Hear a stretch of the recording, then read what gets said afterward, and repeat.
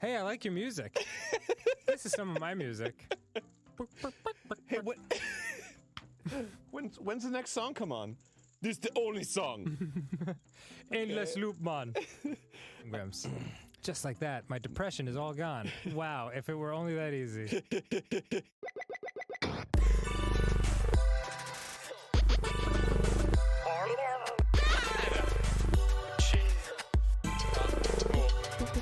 Just listen to this great tune. You're like walking to a therapist's office. I got just the thing. It's like sharp as a tack, baby.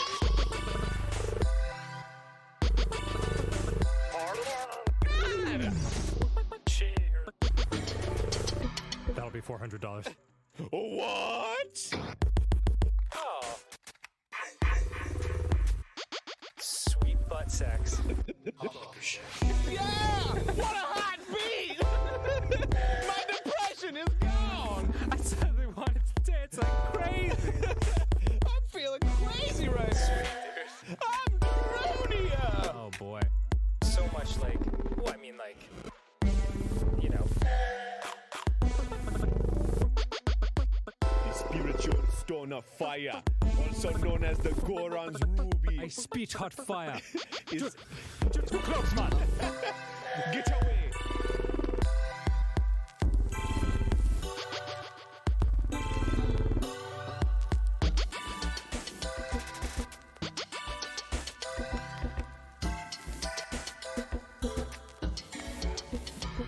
Oh, wow. Oh, cool. So you're stronger now. It's a chocolate bracelet. Just Peel the gold off. Oh, that's it, really? That's it. Fuck it.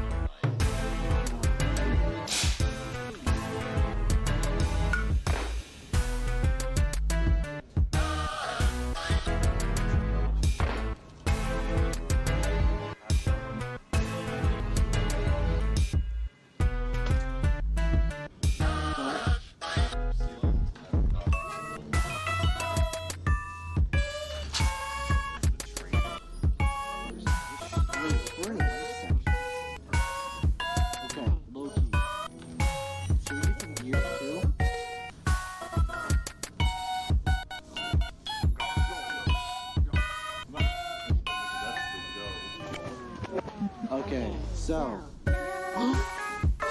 Yo. We got a cup holder.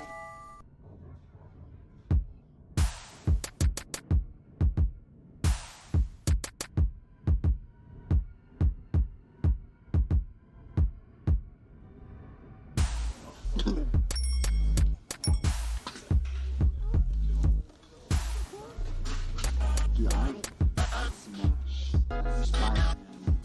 Dude, if you go up to the crib, Has to be worth millions. pull up to the crib in a whip like this, That has to be worth thousands. that's when you definitely really win. Dude, this is like, That's when you know you won life. This is like the future. I bet This is midlife crisis level car. the subtitle. Oh my god, these are speaker systems. What's the flag for?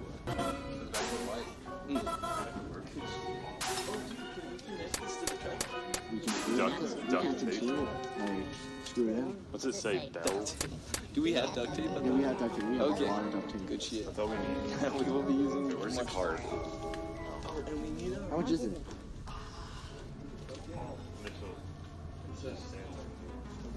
588. 588? What are you guys doing? I can't leave you alone for 5 seconds. Please screwing this stuff. Oh, dude. I like to buy a motorcycle.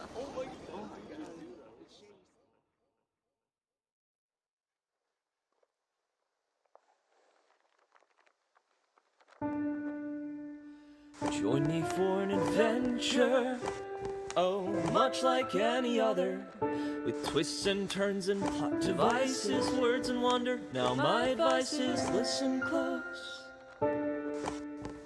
What makes this story different is the teller and the told. This one's ours and it's waiting to unfold.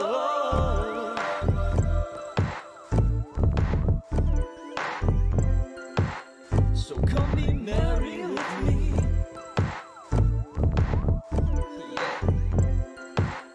Oh, come be merry with me.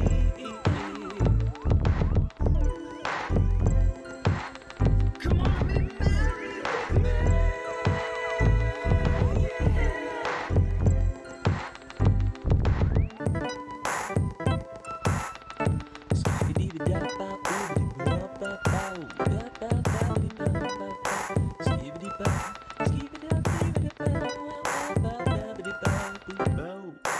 Join me for an adventure, oh, much like any other, with twists and turns and plot devices, words and wonder. Now my advice is listen close.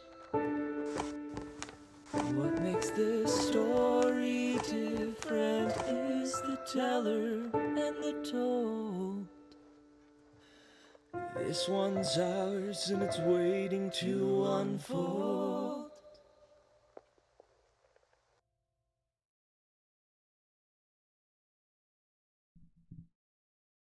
Oh yes.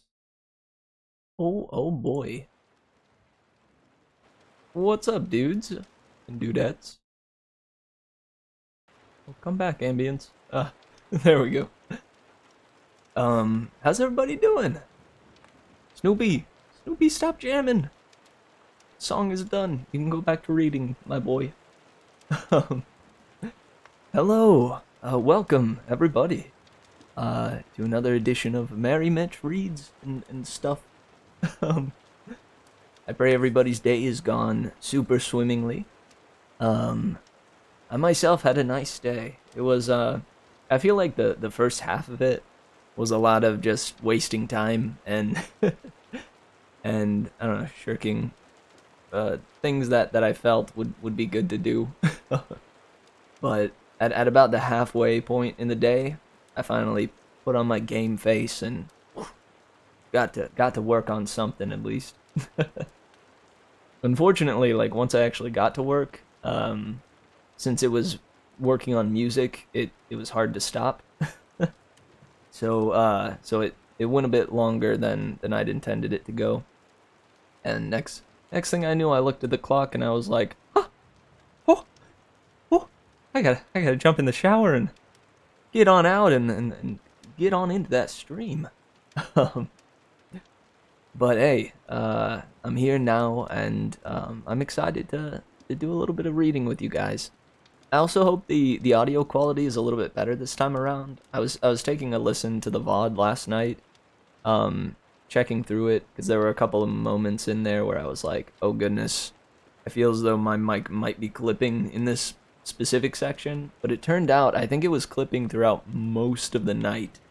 I don't know if you guys noticed that, but when I went back and listened through it, it sounded a lot like it was, I don't know, the quality had shifted to be worse than it was before. So I'm hoping the quality is a little bit nicer tonight. But I will rely on you guys to let me know, since I'm not monitoring it. I did some tests beforehand though, so I'm pretty confident. But how's everybody doing? How are we feeling?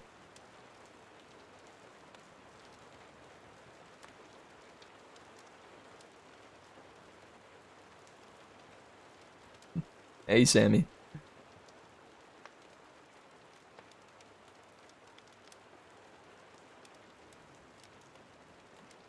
Finally got some sleep, eh?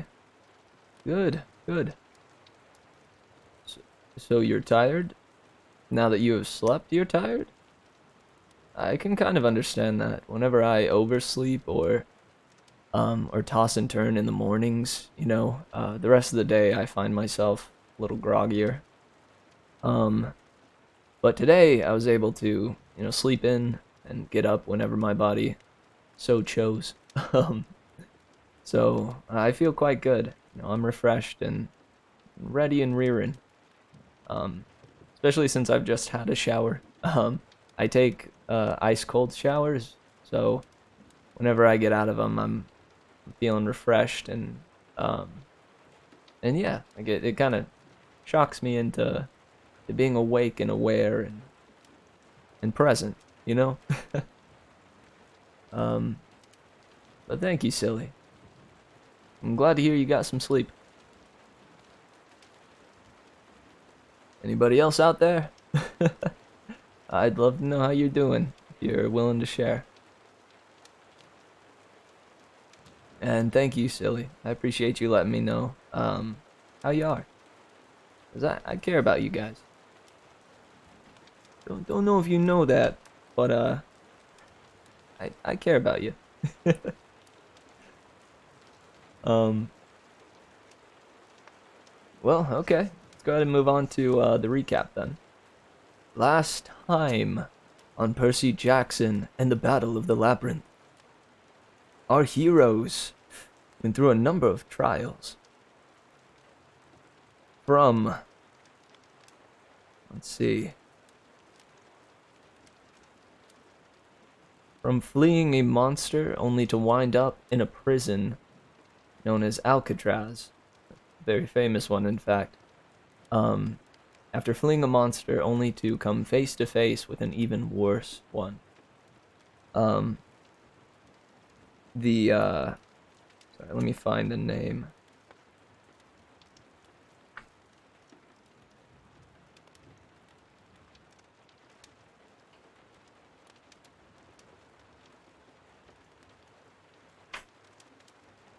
Campe, that's the one. Only to come face to face with Campe.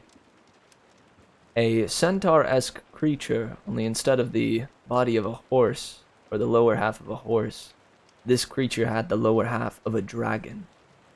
At the seam where her human female body met the dragon, there were shifting faces of wolves and beasts that were only half-formed, constantly shifting and roaring and seemingly in pain. She is a terrifying creature with snakes flying all out of her hair and limbs and crevasses. Thankfully, she goes off in a way after speaking to a cell, somebody in a cell. And and our heroes go to check on whoever this is in the cell. And it turned out to be a 100-handed one. This guy known as Briares.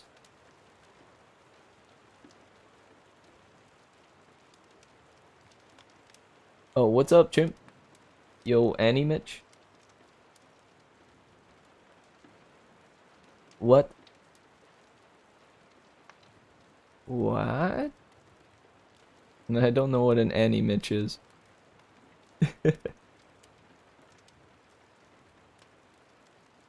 Briares, being of a race that once stood tall as mountains, and had, as you know, the title would say, I am Anime Mitch. Haha. Mary Desu. Alright, enough of that.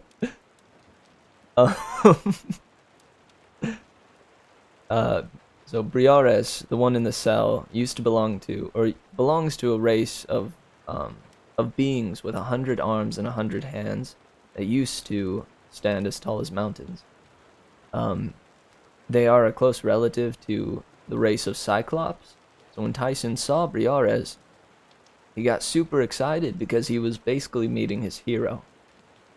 But Tyson didn't meet his hero at his best, for Briares was downtrodden and in dismay, even despairing about the situation that he was in, and even the situation of the world after Percy explained it. They got him out of there with a close call, nearly getting trampled by Campe.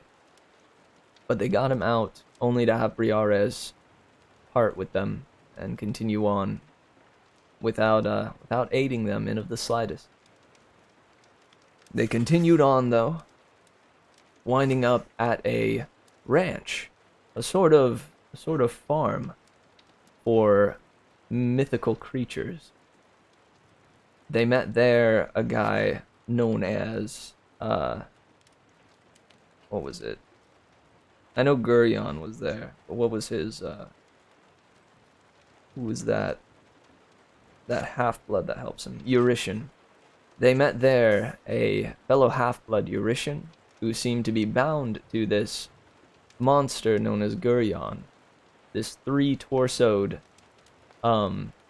man, rotund man, who had a pencil-like mustache like old-timey villains, and a tendency towards cruelty to his animals. After striking a deal with him and going to go wash away this crap-ridden field filled with man-eating horses, Percy somehow manages to do the very same thing he promised and clear away the dung. But when he returns, Gurion laughs and says, "You see, if I don't sell off these half-bloods, I don't get paid. And you didn't make me swear on the river Styx, so tough luck." Once Percy found out that Gurion wasn't going to be good on his deal, they fought, defeated Gurion, with Eurytion denying Gurion's pleads to help him.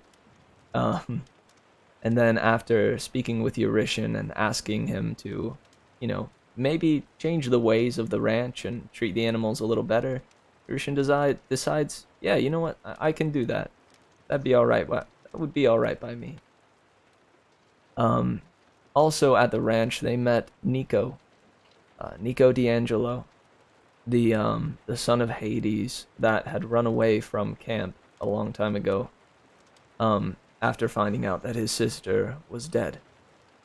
He's been on a mission to bring back his sister, but after they called his sister's spirit to the mortal plane that night, even though Nico had tried that on a number of occasions beforehand, Bianca actually came to them that night because Percy was there. And she told Nico that he ought to stop. This quest that Nico has been on, that he gave himself, of desperately trying to find a way to bring his sister back. She told him herself that it's not a quest that's going to end in happiness. It's not something that she wants. In fact, the main reason why Nico is going on this journey and trying to bring Bianca back is because of his rage and his feelings of betrayal from Bianca herself. Yeah, that was a powerful moment. Hey, May, welcome. I'm glad to catch you here. I am going through some spoilers because we're moving through the recap here. So just be aware. Be aware.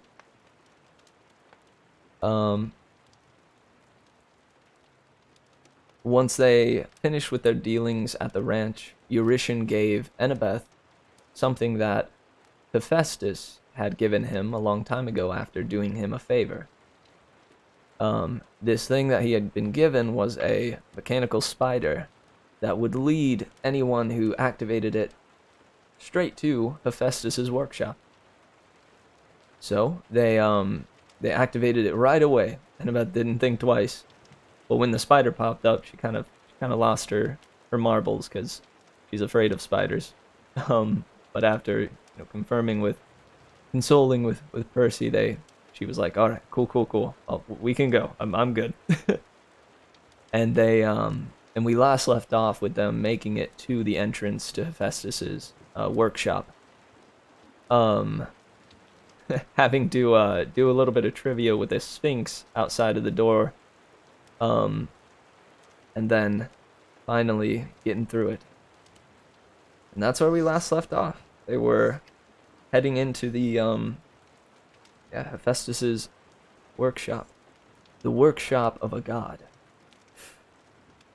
We'll see what Hephaestus has for them, and why Hera suggested that they go and meet with him.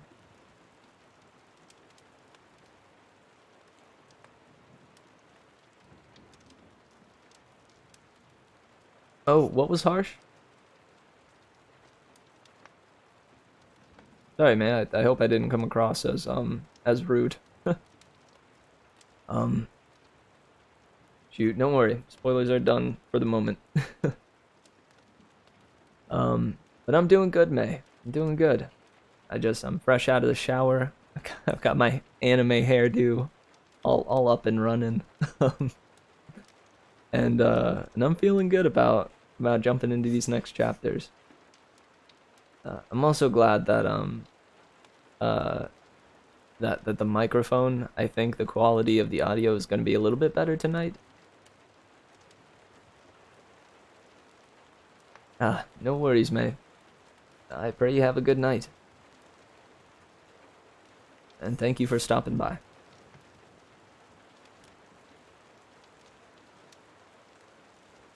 It was harsh to not get spoiled.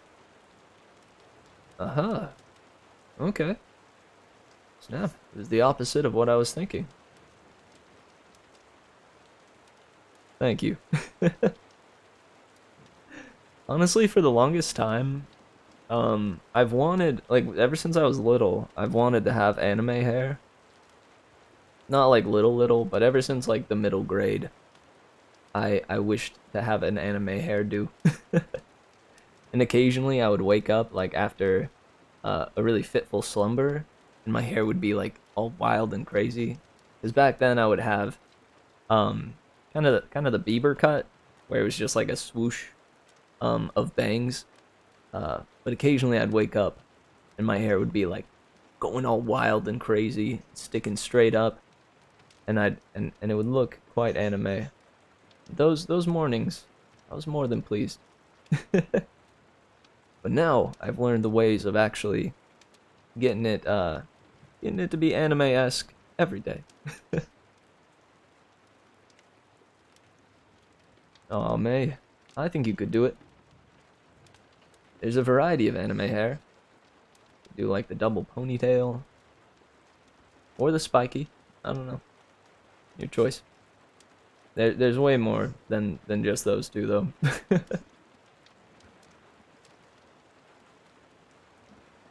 Ah, true. Very true, Lay. Also, frickin' welcome. How you doing, Lay?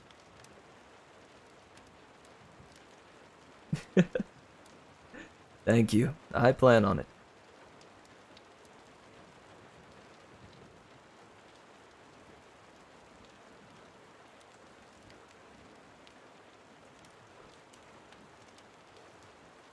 Nice.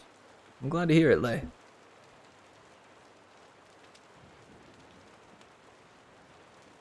Do you go by Lay, normally? Like, is that your, I don't know, is that your preferred name, or does it stem from something? Like Leia?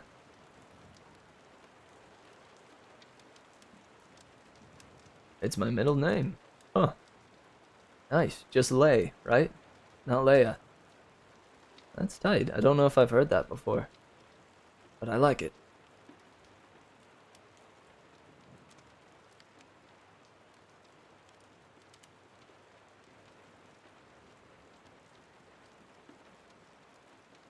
Nice. Well, alright, guys. Who's ready for story time? I know I am.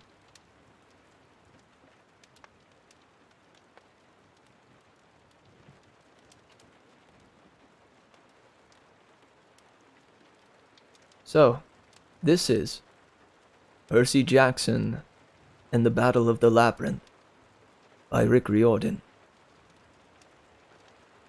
11. I set myself on fire. I thought we'd lost the spider until Tyson heard a faint pinging sound.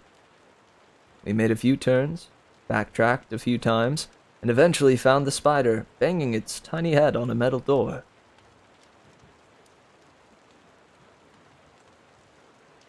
The door looked like one of those old-fashioned submarine hatches. Oval, with metal rivets around the edges, and a wheel for a doorknob. Where the portal should have been was a big brass plaque, green with age, with a Greek Edda inscribed in the middle. We all looked at each other. Ready to meet Hephaestus? Grover said nervously. No, I admitted. Yes! Tyson said gleefully, and he turned the wheel. As soon as the door opened, the spider scuttled inside, Tyson right behind it. The rest of us followed, not quite as anxious. The room was enormous. It looked like a mechanic's garage, with several hydraulic lifts. Some had cars on them, but others had stranger things. A bronze Hippolectrion, with its horse head off and a bunch of wires hanging out of its rooster tail. A metal lion that seemed to be hooked up to a battery charger, and a Greek war chariot made entirely of flames. Smaller projects cluttered a dozen work tables. Tools hung along the walls. Each had its own outline on a pegboard, but nothing seemed to be in the right place. The hammer was over the screwdriver place. The staple gun was where the hacksaw was supposed to go. Under the nearest hydraulic lift, which was holding a '98 Toyota Corolla, a pair of legs stuck out. The lower half of a huge man in grubby gray pants, and shoes even bigger than Tyson's. One leg was in a metal brace. The spider scuttled straight under the car, and the sounds of banging stopped. Well, well, a deep voice boomed from under the Corolla. What do we have here? The mechanic pushed out on a back trolley and sat up. I'd seen Hephaestus once before, briefly on Olympus, so I thought I was prepared, but his appearance made me gulp. I guess he'd cleaned up when I'd seen him on Olympus, or used magic to make his form seem a little less hideous. Here in his own workshop, he apparently didn't care how he looked. He wore a jumpsuit smeared with oil and grime. Hephaestus was embroidered over the chest pocket.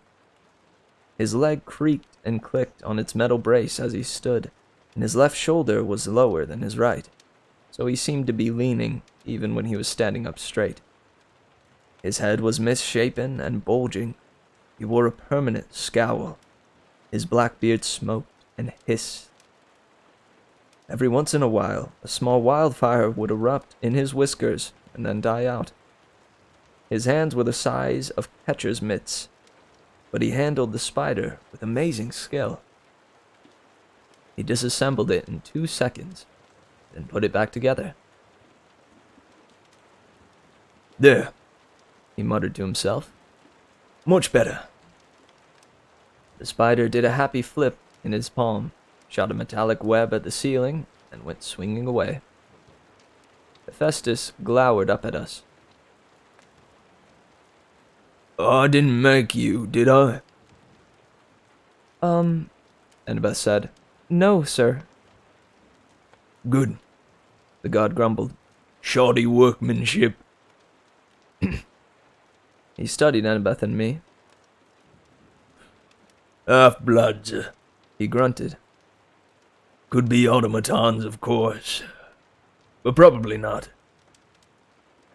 "We've met, sir," I told him. "Have we?" the god asked absently. I got the feeling he didn't care one way or another. He was just trying to figure out how my jaw worked, whether it was a hinge or a lever or what. "Well then, if I didn't smash you to a pulp the first time we met, I suppose I won't have to do it now." He looked at Grover and frowned. "Say, Then he looked at Tyson, and his eyes twinkled. "Well, a Cyclops. Good, good. What are you doing traveling with this lot?" Said Tyson, staring in wonder at the god.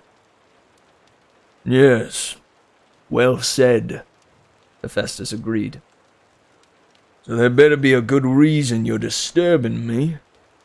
The suspension on this Corolla is no small matter, you know." "Sir," Annabeth said hesitantly, "we're looking for Daedalus. We thought—" "Daedalus?" the god roared. "You want that old scoundrel? You dared to seek him out?" His beard burst into flames, and his black eyes glowed. "Yes, sir, please," Annabeth said. "You're wasting your time." He frowned at something on his work table and limped over to it. He picked up a lump of springs and metal plates and tinkered with them. In a few seconds, he was holding a bronze and silver falcon. It spread its metal wings, blinked its obsidian eyes, and flew around the room. Tyson laughed and clapped his hands. The bird landed on Tyson's shoulder and nipped his ear affectionately. Hephaestus regarded him. The god's scowl didn't change, but I thought I saw a kinder twinkle in his eyes. "Now I sense you have something to tell me, Cyclops." Tyson's smile faded. Yes, Lord. We met a 100-handed one." Hephaestus nodded, looking unsurprised. "Briares?" "Yes. He was scared. He would not help us." "And that bothered you?" "Yes." Tyson's voice wavered. "Briares should be strong. He is older and greater than Cyclops is. But he ran away." Hephaestus grunted. "There was a time I admired the 100-handed ones. Back in the days of the First War. But people, Monsters. Even gods change, young Cyclops. You can't trust 'em. Look at my loving mother, Hera. You met her, didn't you? She'll smile to your face and talk about how important family is, eh? Didn't stop her from pitching me off Mount Olympus when she saw my ugly face. But I thought Zeus did that to you, I said. Hephaestus cleared his throat and spat into a bronze spittoon. He snapped his fingers, and the robotic falcon flew back to the work table. Mother likes telling that version of the story, He grumbled. Makes her seem more likable, doesn't it? Blaming it all on Dad. The truth is, my mother likes families, but she likes a certain kind of family. Perfect families. She took one look at me and... well, I don't fit the image, do I? He pulled a feather from the falcon's back, and the whole automaton fell apart. Believe me, young Cyclops, Hephaestus said. You can't trust others. All you can trust is the work of your own hands. It seems like a pretty lonely way to live. Plus, I didn't exactly trust the work of Hephaestus. One time in Denver, his mechanical spiders had almost killed Annabeth and I. And last year, it had been a defective Talos statue that cost Bianca her life. Another one of Hephaestus's little projects. He focused on me and narrowed his eyes, as if he were reading my thoughts. Oh, this one doesn't like me, He mused. No worries, I'm used to that. What would you ask of me, little demigod? We told you, I said. We need to find Daedalus. There's this guy Luke, and he's working for Kronos. He's trying to find a way to navigate the Labyrinth so he can invade our camp. If we don't get to Daedalus first... And I told you, boy, looking for Daedalus is a waste of time. He won't help you. Why not? Hephaestus shrugged. Some of us get thrown off mountainsides. Some of us... The way we learn not to trust people is even more painful. Ask me for gold, or a flaming sword, or a magical steed. These I can grant you easily. But a way to Daedalus, that's an expensive favor. You know where he is, then? Annabeth pressed. It isn't wise to go looking, girl. My mother says looking is the nature of wisdom. Hephaestus's eyes narrowed. Who's your mother, then? Athena, Figures, he sighed. Fine goddess Athena. A shame she never pledged to marry me. All right, half-bloods. I can tell you what you want to know, but there is a price. I need a favor done.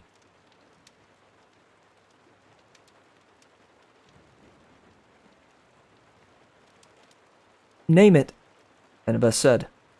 Hephaestus actually laughed. A booming sound, like a huge bellow stoking a fire. You heroes, He said. always making rash promises. How refreshing. He pressed a button on his workbench, and metal shutters opened along the wall. It was either a huge window or a big screen TV. I couldn't tell which. We were looking at a gray mountain ringed in forests. It must have been a volcano, because smoke rose from its crest. One of my forges, Hephaestus said. I have many, but that used to be my favorite. That's Mount St. Helens, Grover said. Great forests around there. You've been there? I asked. Looking for... you know, Pan. Wait, Annabeth said, looking at Hephaestus. You said it used to be your favorite. What happened?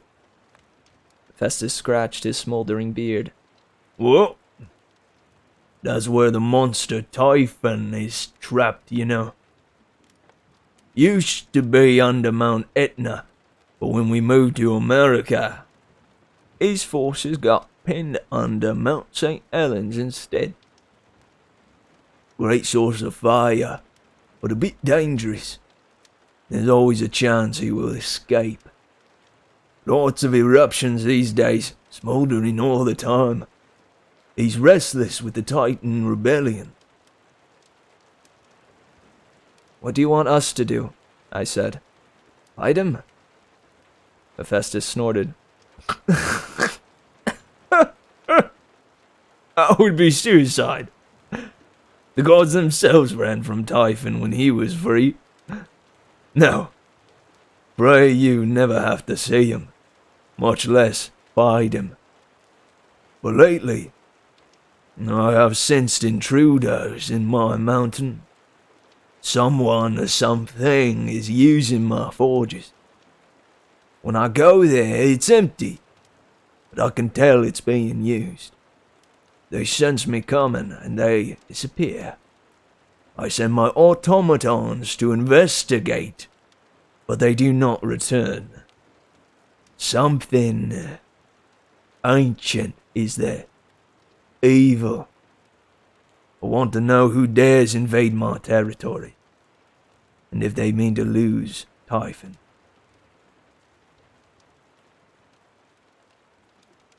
You want us to find out who it is? I said. Aye, Hephaestus said. go there. It may not sense you coming. You are not gods. Glad you noticed, I muttered. Go and find out what you can, Hephaestus said. Report back to me, and I will tell you what you need to know about Daedalus.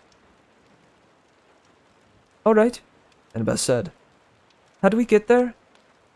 Hephaestus clapped his hands. The spider came swinging down from the rafters. Annabeth flinched when it landed at her feet. My creation will show you the way, Hephaestus said. It's not far from the Labyrinth. And try to stay alive, will you? Humans are much more fragile than automatons.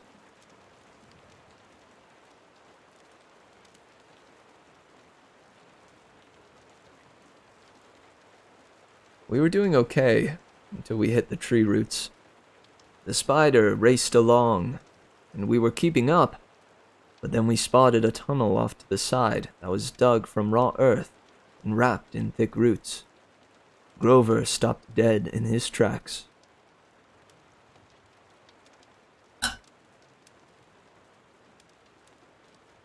What is it? I said. He didn't move. He stared open-mouthed into the dark tunnel. His curly hair rustled in the breeze. Come on, Annabeth said. We have to keep moving. This is the way, Grover muttered in awe. This is it. What way? I asked. You mean to Pan? Grover looked at Tyson. Don't you smell it? Dirt, Tyson said. and plants. Yes. This is the way. I'm sure of it. Up ahead, the spider was getting further down the stone corridor. A few more seconds and we'd lose it. We'll come back, Annabeth promised. On our way back to Festus. The tunnel will be gone by then, Grover said. I have to follow it. A door like this won't stay open. But we can't, Annabeth said. The forges! Grover looked at her sadly. I have to, Annabeth. Don't you understand? She looked desperate, like she didn't understand at all. The spider was almost out of sight, but I thought about my conversation with Grover last night, and I knew what we had to do. We'll split up, I said. No, Annabeth said. That's way too dangerous. How will we ever find each other again? And Grover can't go alone. Tyson put his hand over Grover's shoulder. I will go with him. I couldn't believe I was hearing this. Tyson, are you sure? The big guy nodded. Goat Boy needs help. We will find the god person. I am not like Hephaestus. I trust friends. Grover took a deep breath. Percy, we'll find each other again. We've still got the empathy link. I just have to. I didn't blame him. This was his life's goal. If he didn't find Pan on this journey, the council would never give him another chance. I hope you're right, I said. I know I am. I'd never heard him so confident about anything. Except maybe that cheese enchiladas were better than chicken enchiladas. Be careful, I told him. Then I looked at Tyson. He gulped back a sob and gave me a hug that just about squeezed my eyes out of their sockets. Then he and Grover disappeared through the tunnel of tree roots and were lost in the darkness. This is bad, Annabeth said. Splitting up is a really, really bad idea.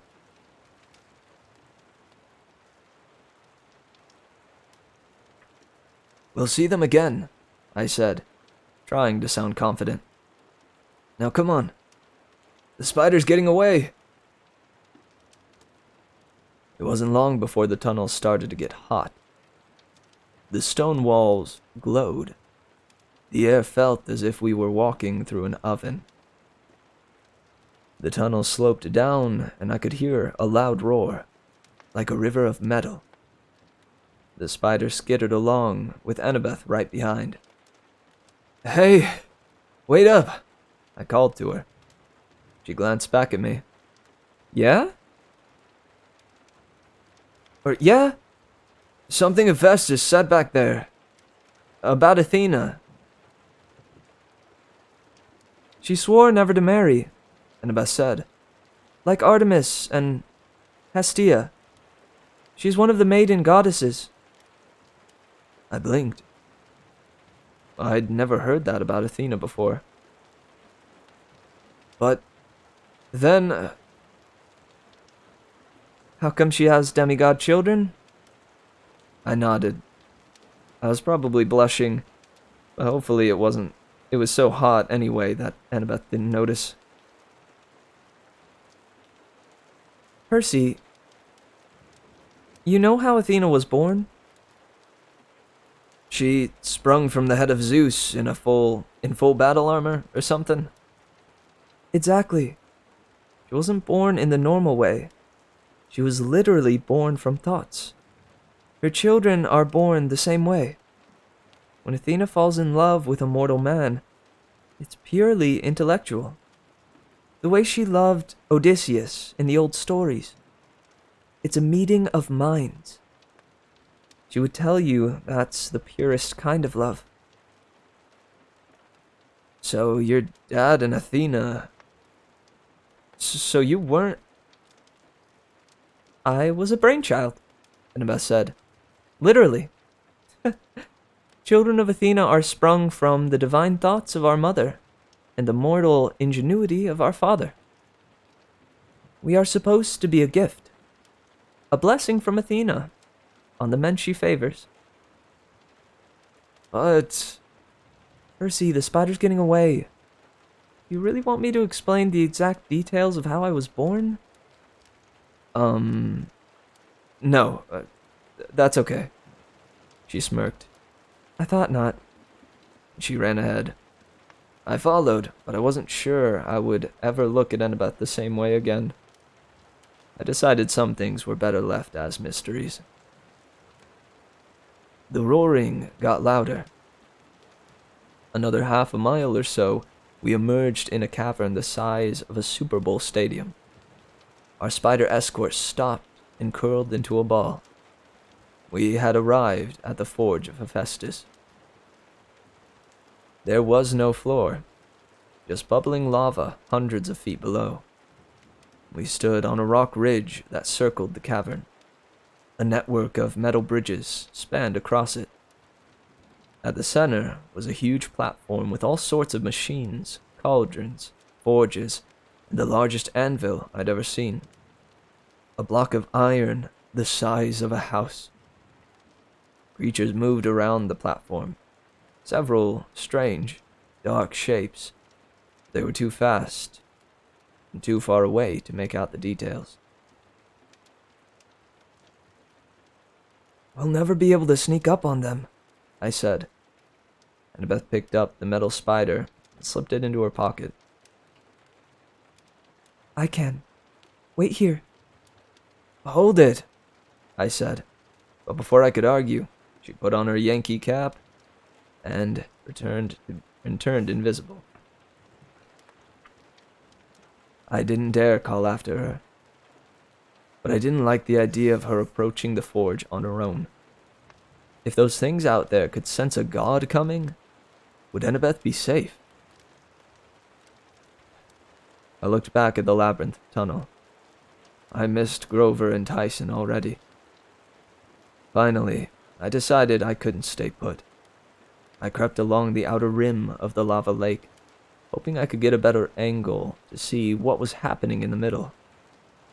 The heat was horrible. Guryon's ranch had been a winter wonderland compared to this. In no time I was drenched with sweat. My eyes stung from the smoke.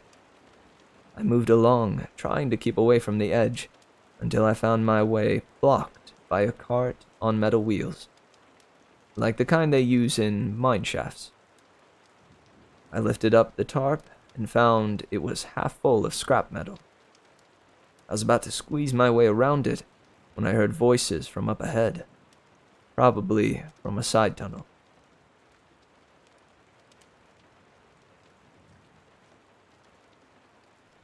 Bring it in?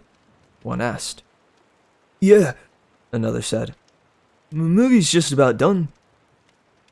I panicked. I didn't have time to back up. There was nowhere to hide except the cart. I scrambled inside and pulled the tarp over me, hoping no one had seen me. I curled my fingers around Riptide just in case. The cart lurched forwards. Oi, a gruff voice said. This weighs a ton. It's celestial bronze, the other said. What did you expect? I got pulled along. We turned a corner, and from the sound of the wheels echoing against the walls, I guessed we had passed down a tunnel and into a smaller room. Hopefully, I was not about to be dumped into a smelting pot. If they started to tip me over, I'd have to fight my way out quick. I heard lots of talking, chattering voices that didn't sound human, somewhere between a seal's bark and a dog's growl. There were other sounds, too, like an old-fashioned film projector and a tiny voice narrating. Just set it in the back, a new voice ordered from across the room. Now, younglings, please attend to the film. There will be time for questions after. The voices quieted down, and I could hear the film. As a young sea demon matures, the narrator said, changes happen in the monster's body. You may notice your fangs getting longer, and you may have a sudden desire to devour human beings. These changes are perfectly normal and happen to all young monsters. Excited snarling filled the room. The teacher, I guess it must have been a teacher, told the younglings to be quiet, and the film continued. I didn't understand most of it, and I didn't dare look. The film kept talking about growth spurts and acne problems caused by working in the forges, and proper flipper hygiene. And finally, it was over. Now, younglings, the instructor said, what is the proper name of our kind? Sea demons! One of them barked. No. Anyone else? Telkines! Another monster growled. Very good, The instructor said. and why are we here? Revenge. Several shouted. Yes, but why? Zeus is evil. One monster said. He cast us into Tartarus just because we used magic. Indeed, The instructor said. after we made so many of the gods' finest weapons, the trident of Poseidon, for one, and of course, we made the greatest weapon of the Titans. Nevertheless, Zeus cast us away and relied on those fumbling Cyclopses. That is why we are taking over the forges of the usurper Hephaestus, and soon we will control the undersea furnaces, our ancestral home. I clutched my pen sword. These snarling things had created Poseidon's trident? What were they talking about? I'd never heard of a Telkine. And so, younglings, the instructor continued, who do we serve? Kronos! They shouted. And when you grow to be big Telkines, will you make weapons for his army? Yes! Excellent. Now, we've brought in some scraps for you to practice with. Let's see how ingenious you are. There was a rush of movement and excited voices coming in towards the cart. I got ready to uncap Riptide. The tarp was thrown back. I jumped up, my bronze sword springing to life in my hands, and found myself facing a bunch of dogs. Well, their faces were dogs, anyway, with black snouts, brown eyes, and pointy ears. Their bodies were sleek and black like sea mammals, with stubby legs that were half flipper, half foot, and human-like hands with sharp claws.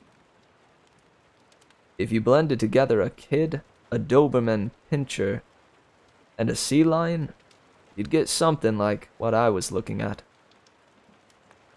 A demigod! One snarled. Eat it! Yelled another. But that's as far as they got before I slashed a wide arc with Riptide and vaporized the entire front row of monsters. Back off! I yelled at the rest, trying to sound fierce. Behind them stood their instructor, a 6-foot-tall Telkine, with Doberman fangs snarling at me. I did my best to stare him down. New lesson, class, I announced. Most monsters will vaporize when sliced with celestial bronze swords. This change is perfectly normal, and will happen to you right now if you don't back off. To my surprise, it worked. The monsters backed up, but there were at least 20 of them. My fear factor wasn't going to last long. I jumped out of the cart, yelled, "Class dismissed!" and ran for the exit. The monsters charged after me, barking and growling. I hoped they couldn't run very fast with those stubby little legs and flippers, but they waddled along pretty well. Thank the gods there was a door on the tunnel leading out to the main cavern.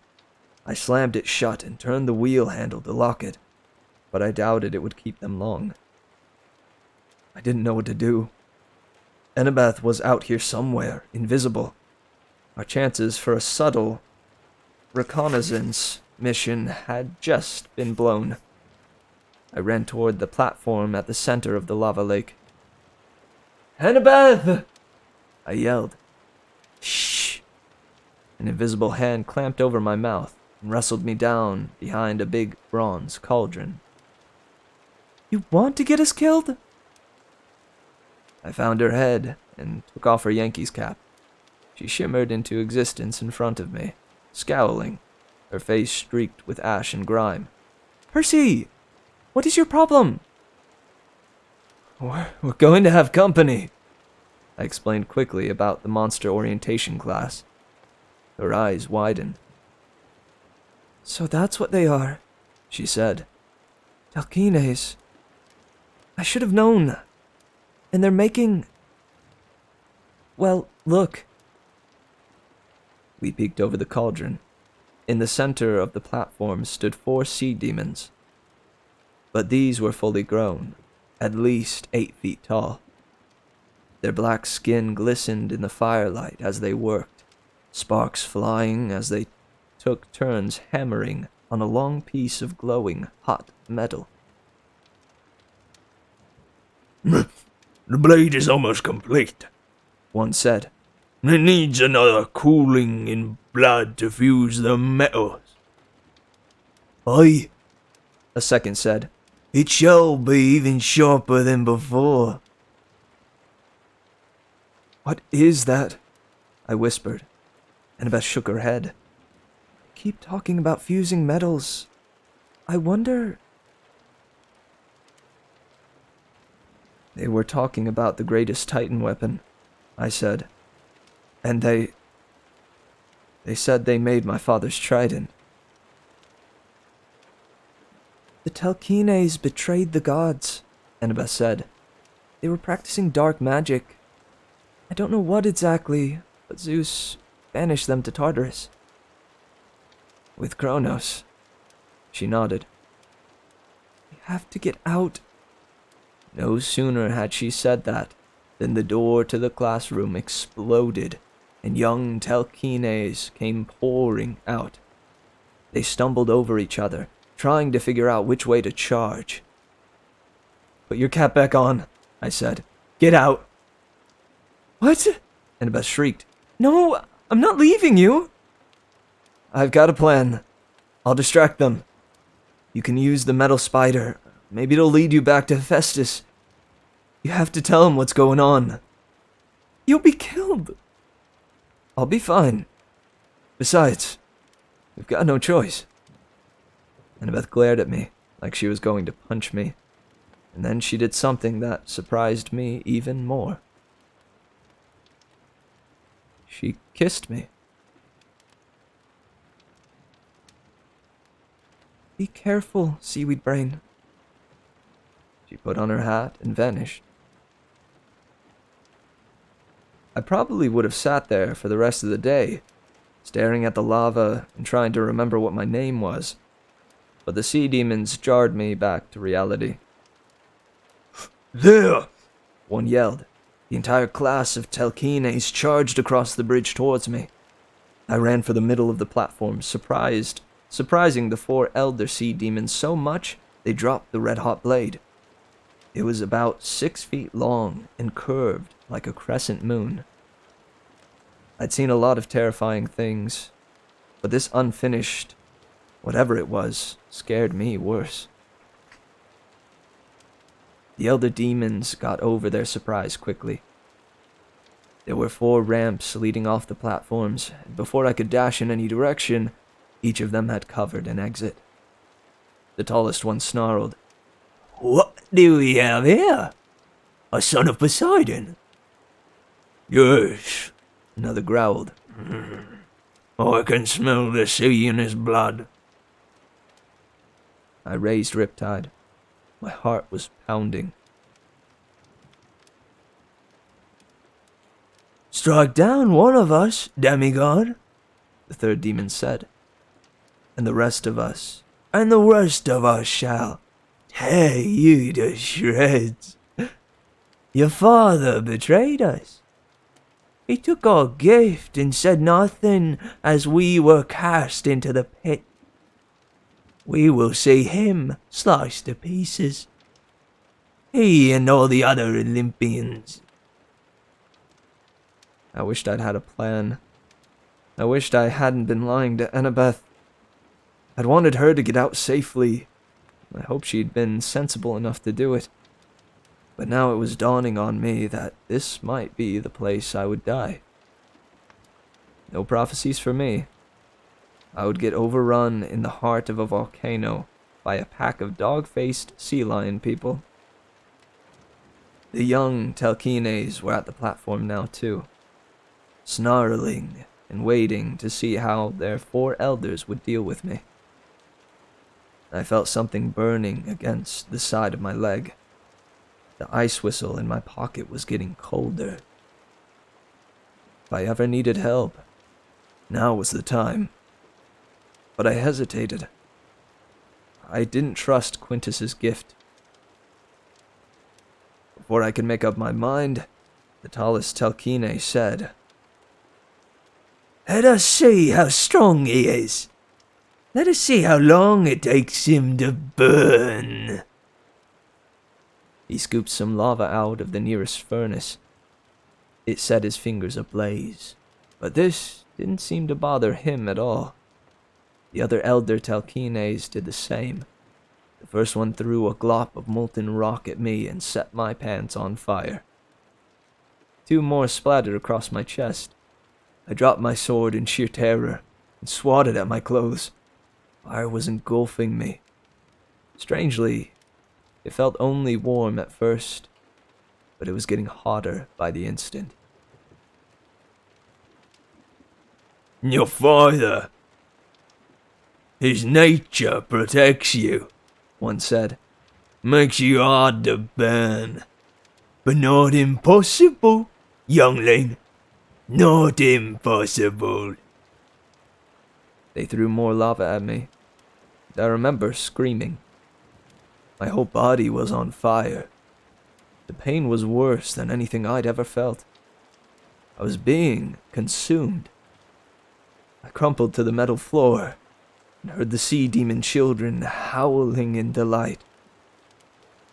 Then I remembered the voice of the river naiad at the wrench. The water is within me. I needed the sea.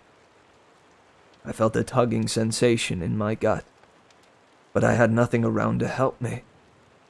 Not a faucet nor a river.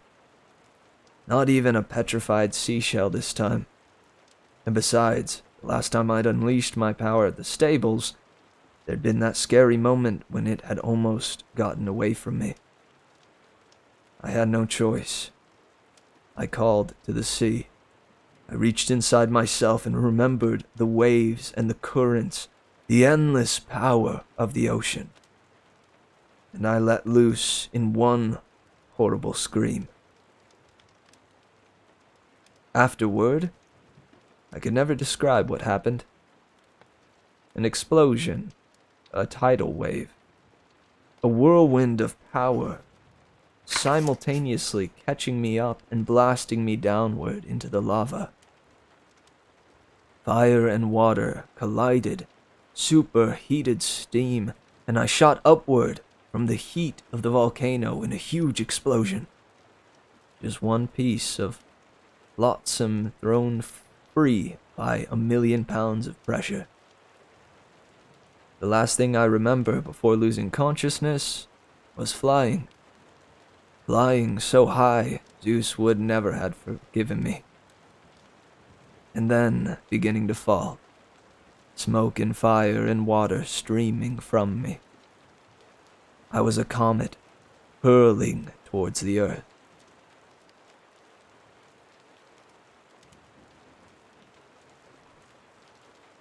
Ooh. Man, dude. Lay, you don't know how much it pleases me to hear that.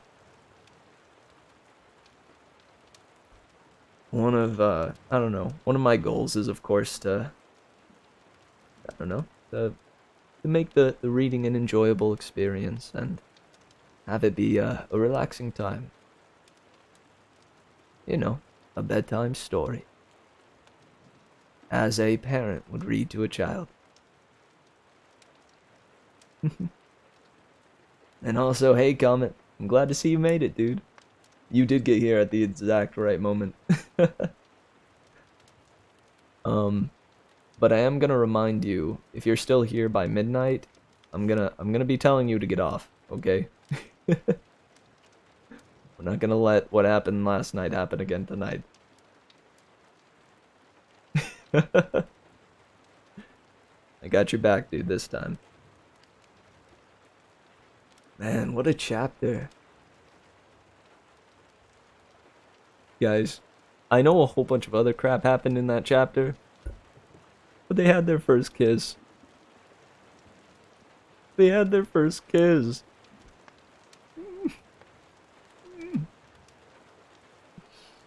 I'm freaking giddy.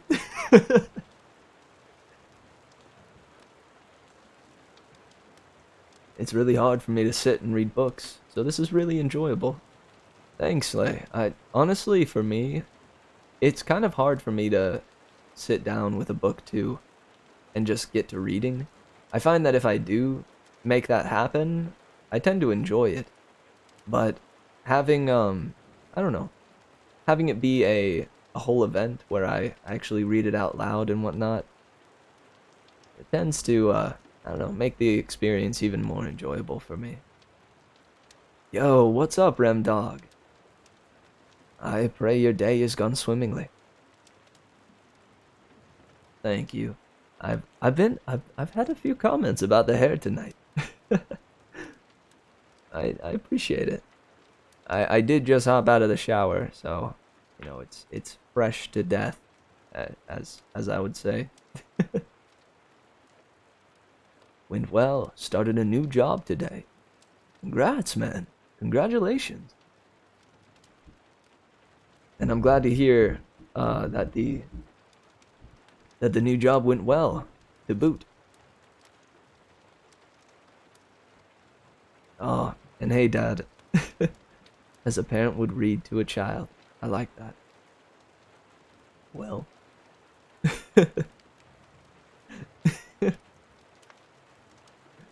I like it too.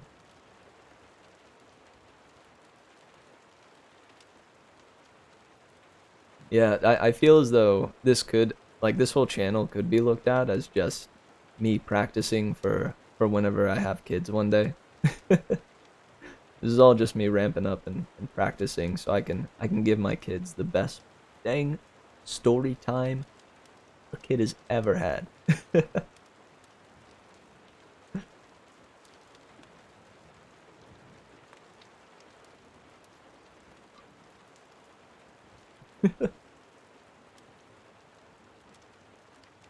Heck yeah. And I can only get better with practice.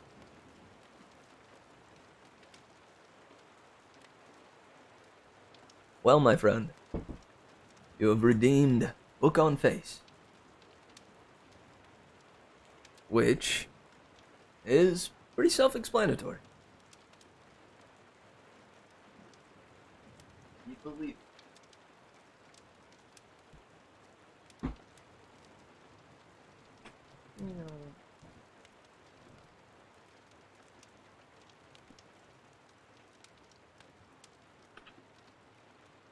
Ba-ba-bum.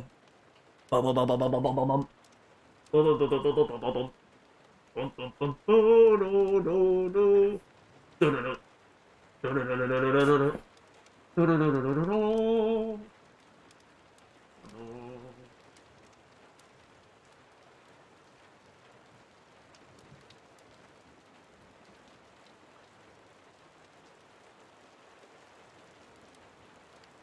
And finish.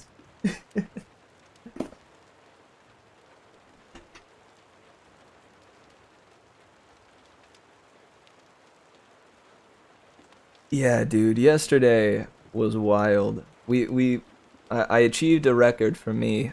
I stacked 10 whole books on my face. I'm not sure if we'll be able to surpass that one, but it can get pretty wild. Yeah, there's a if you're interested, there's a clip on the channel. Thanks to dear Loop Coops.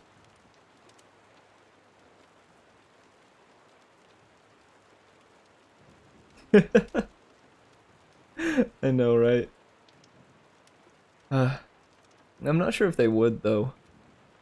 You know, the roommates that I have, like we care about each other.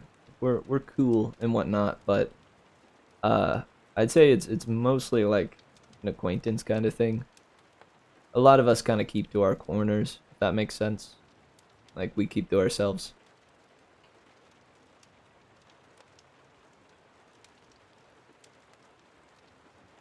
We'll beat 10. You bet your bottom. You bet your butt, silly. Someday.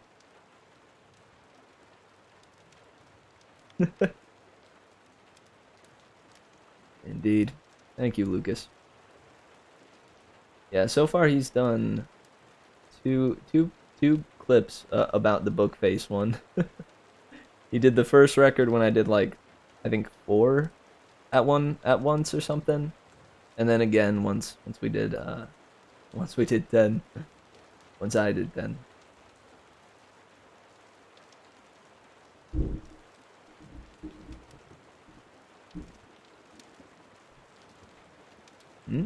I'm confused, silly. You're unsure what to do? As in, like, what to do while listening? Oh, thank you for the bits, Rem. Thank you so much. I also dig that chime. A little. Ah, I can't replicate it.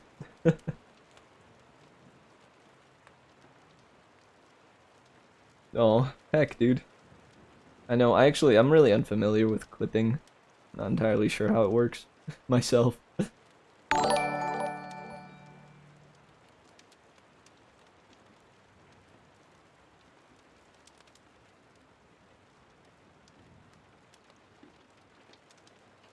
Remington. Remy. Rem dog.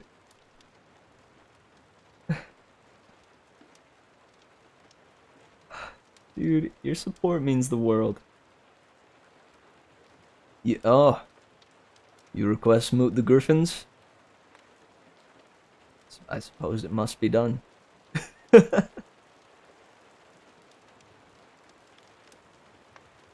I agree, Dad.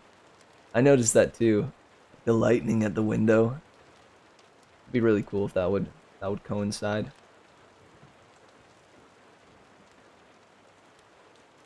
Indeed, Remdog is so generous.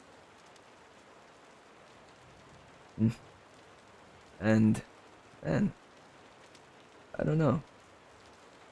Thank you. Is there anything else you might wish to request besides Moot the Griffins, or do you want the moots? You need the moots. Oh yeah, just so you guys know, like I'm sure he wouldn't mind you guys knowing this, but the bee in chat is my dad. Is Mary Pops.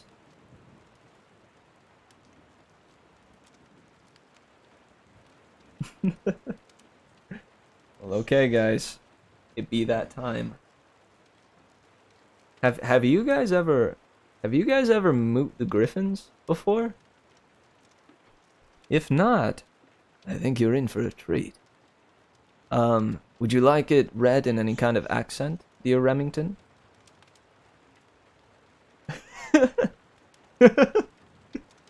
A Mary Poppins, if you would. Thank you, Keaton. Alright, let me load up this bad boy. This mooting of the griffins.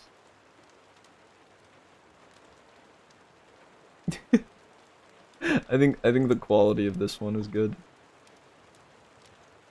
Let me see. Gotta do this right.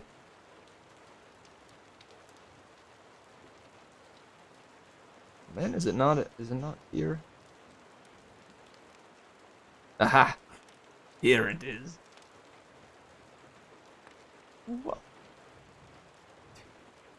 Wait, I need to be a little bit closer.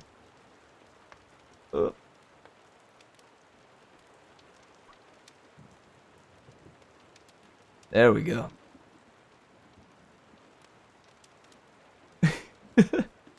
My choice. Alright. So, moot the griffins. Peter the Big, Lavabla. If he always says what's on his mind, lies, the dying mother who can't figure out why body run cubes trying to kill hot.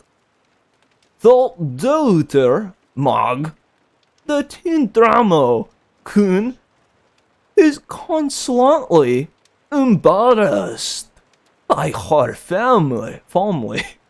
Chris the Buffy, 13-year-old, who often hurt a fly, unless if landed on his hot dog.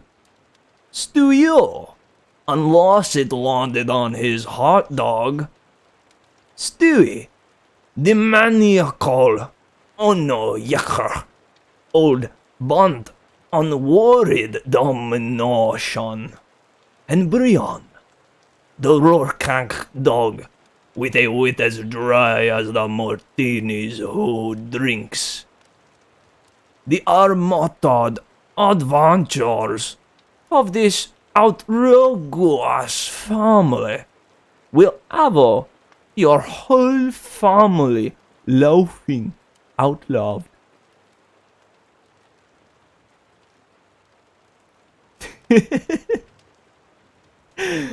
And thus we have mooted the griffins once more. Anything for you, Rem?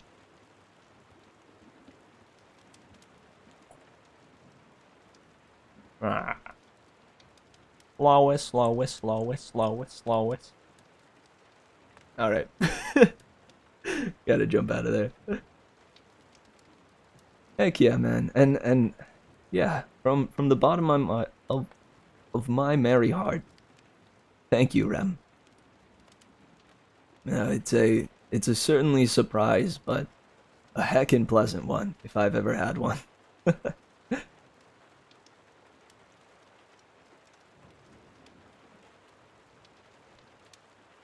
So guys, now that we have mooted the griffons, we will go ahead and jump to a little break. Don't go nowhere. When we return, we will see what happens to dear Percy after he'd been jettisoned from the volcano due to his own powers. Will he land in a tree or some kind of shrubbery and have his fall be less impactful, or does he die? Find out when we return. Indeed, as always, I encourage everybody to stand up during the break. rise from your chairs. It's important after we've been sitting for hours or even just an hour and a half or so of sitting in a desk chair. It's important that we stand up and get our legs moving, move around, do a little jig or something. Your body will thank you tomorrow. I plan to do the same. Go ahead and grab yourself some snacks, a blanket, anything you might want to get cozy and settle in for the next chapter. It's about 56 past the hour, so we'll return by around 5 past the hour. 11:05 my time. Alright, much love, enjoy the jams while I'm away. See you very soon.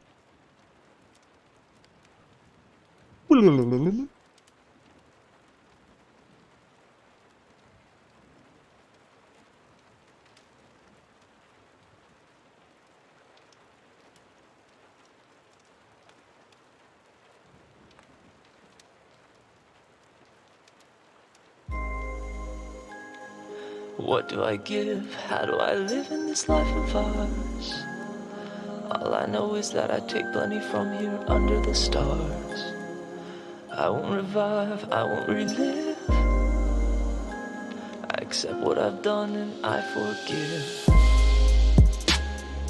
What do I give? How do I live in this life of ours?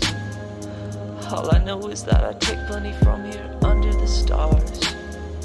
I won't revive, I won't relive.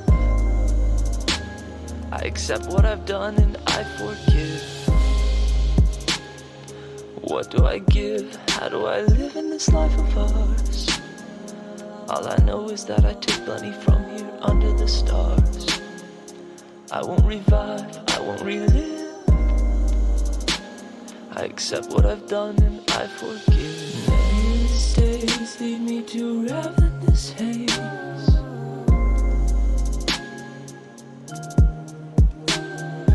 Nebulous days lead me to ravenous haze, which will block my gaze.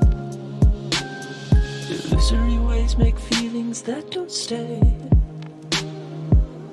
In and out they face. Is it always that? My tangible wishes are just out of reach. Nebulous days lead me to ravenous haze, which will block my gaze. Illusory ways make feelings that don't stay. In and out they face. Is it always that? My tangible wishes are just out of reach. やれやれ。退屈だと言って何も行動せず、刺激を求める割には挑戦しない。Feelings that don't stay. Feelings that don't stay. Feelings that don't stay.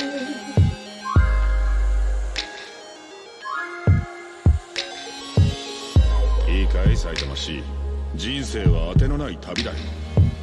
新しい景色を見るためには自分で道を切り開くしかないんだ。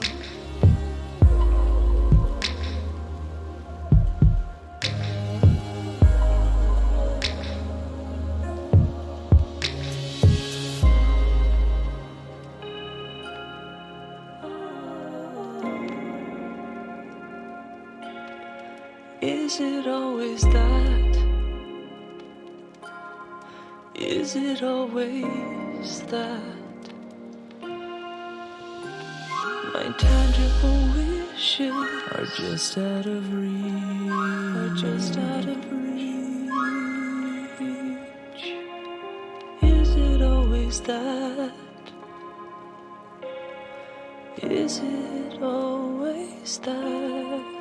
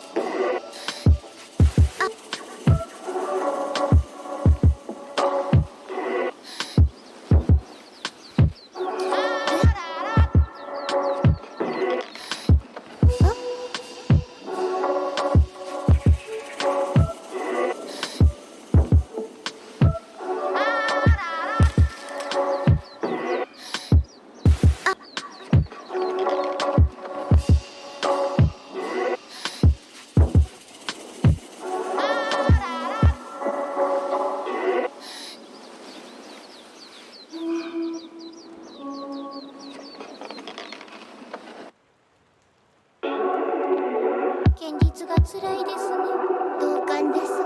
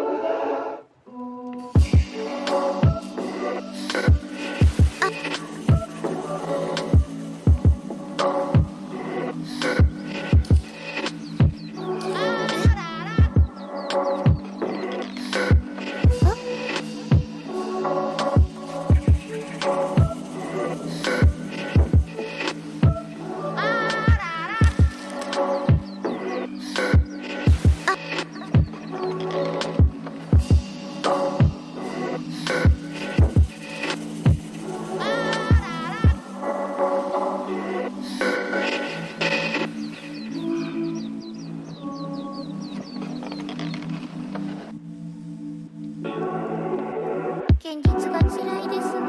同感ですわ。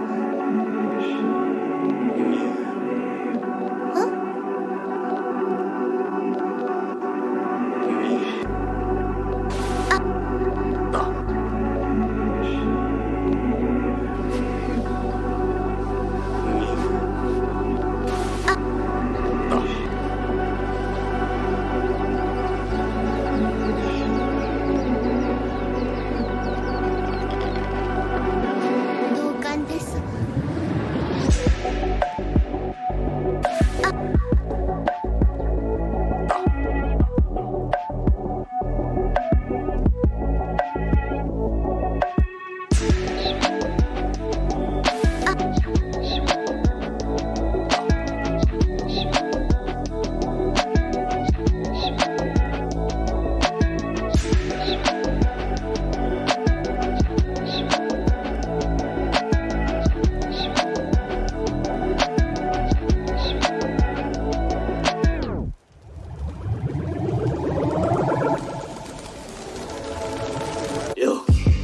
現実が辛いです。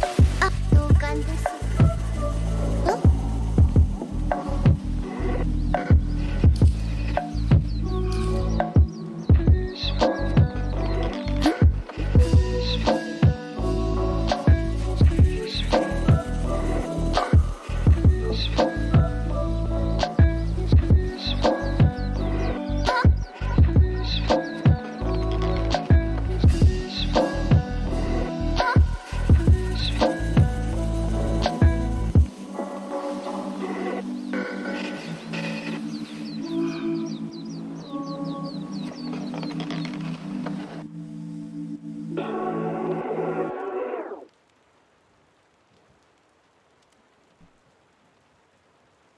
Hey, hey! Welcome back. Guess who? That's right. It is me. Merry Mitch. Heck, thanks all that stuck around. I pray your break was as dandy as mine. Yeah, I don't know. Mine was good. I went and relieved myself. I came back, stretched a little bit, and sat back down, enjoyed some long sips of tea and some deep breaths. And now, poof, I appear before you yet again.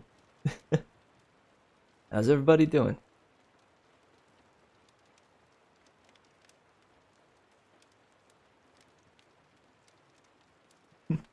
Hello.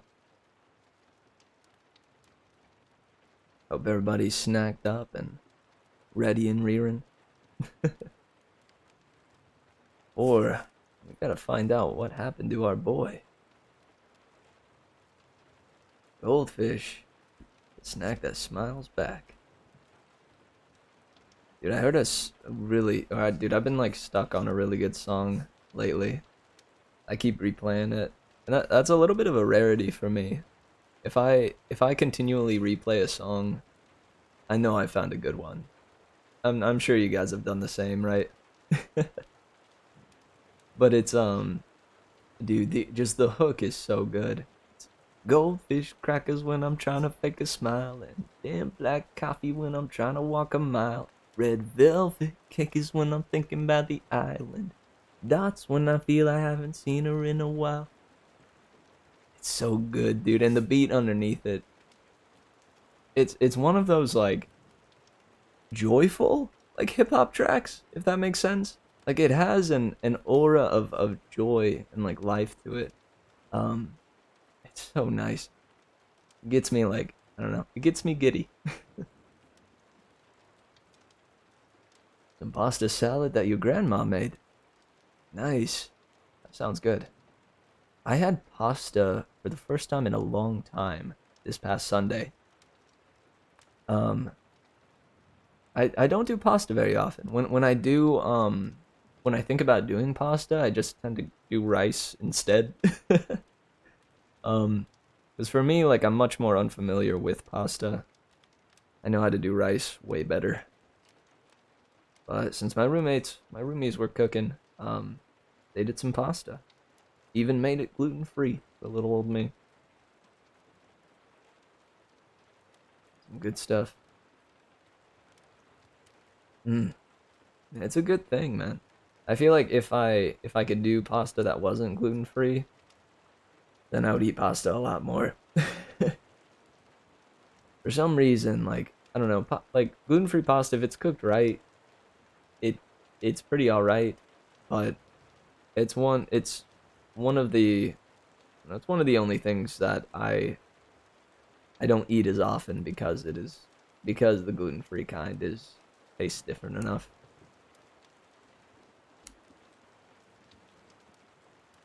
Well, everybody ready for story time? I think we'll probably go straight into the chapter after this, once this one is done. So that we can get all them chapters in before it gets too terribly late. Right, well, everybody, get cozy, get comfy, and settle in for another chapter of Percy Jackson and the Battle of the Labyrinth by Rick Riordan. 12. I take a permanent vacation.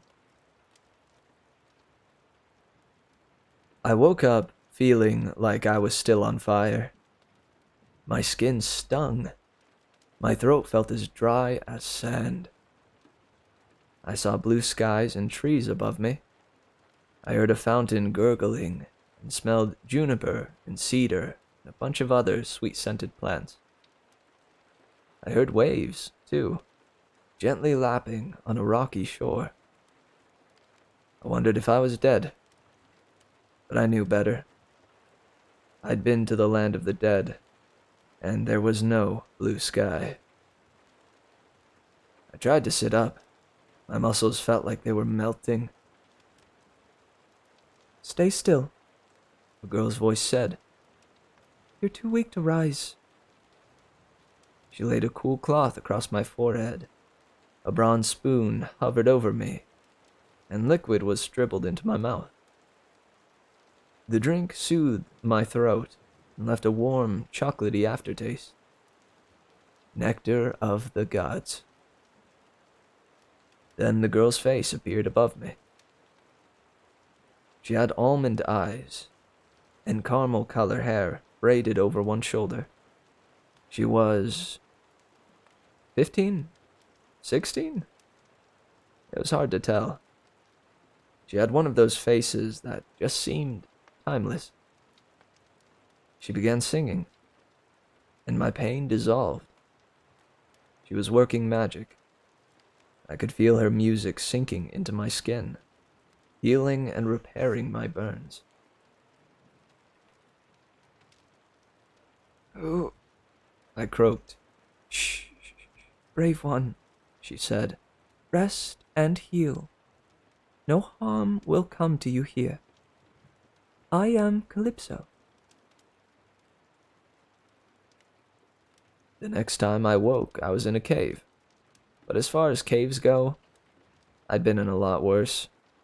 The ceiling glittered with different color crystal formations, white and purple and green, like I was inside one of those cut geodes you see in souvenir shops. I was lying on a comfortable bed with feather pillows and white cotton sheets. Against one wall stood a large loom and a harp. Against the other wall were shelves neatly stacked with jars and fruit preserves.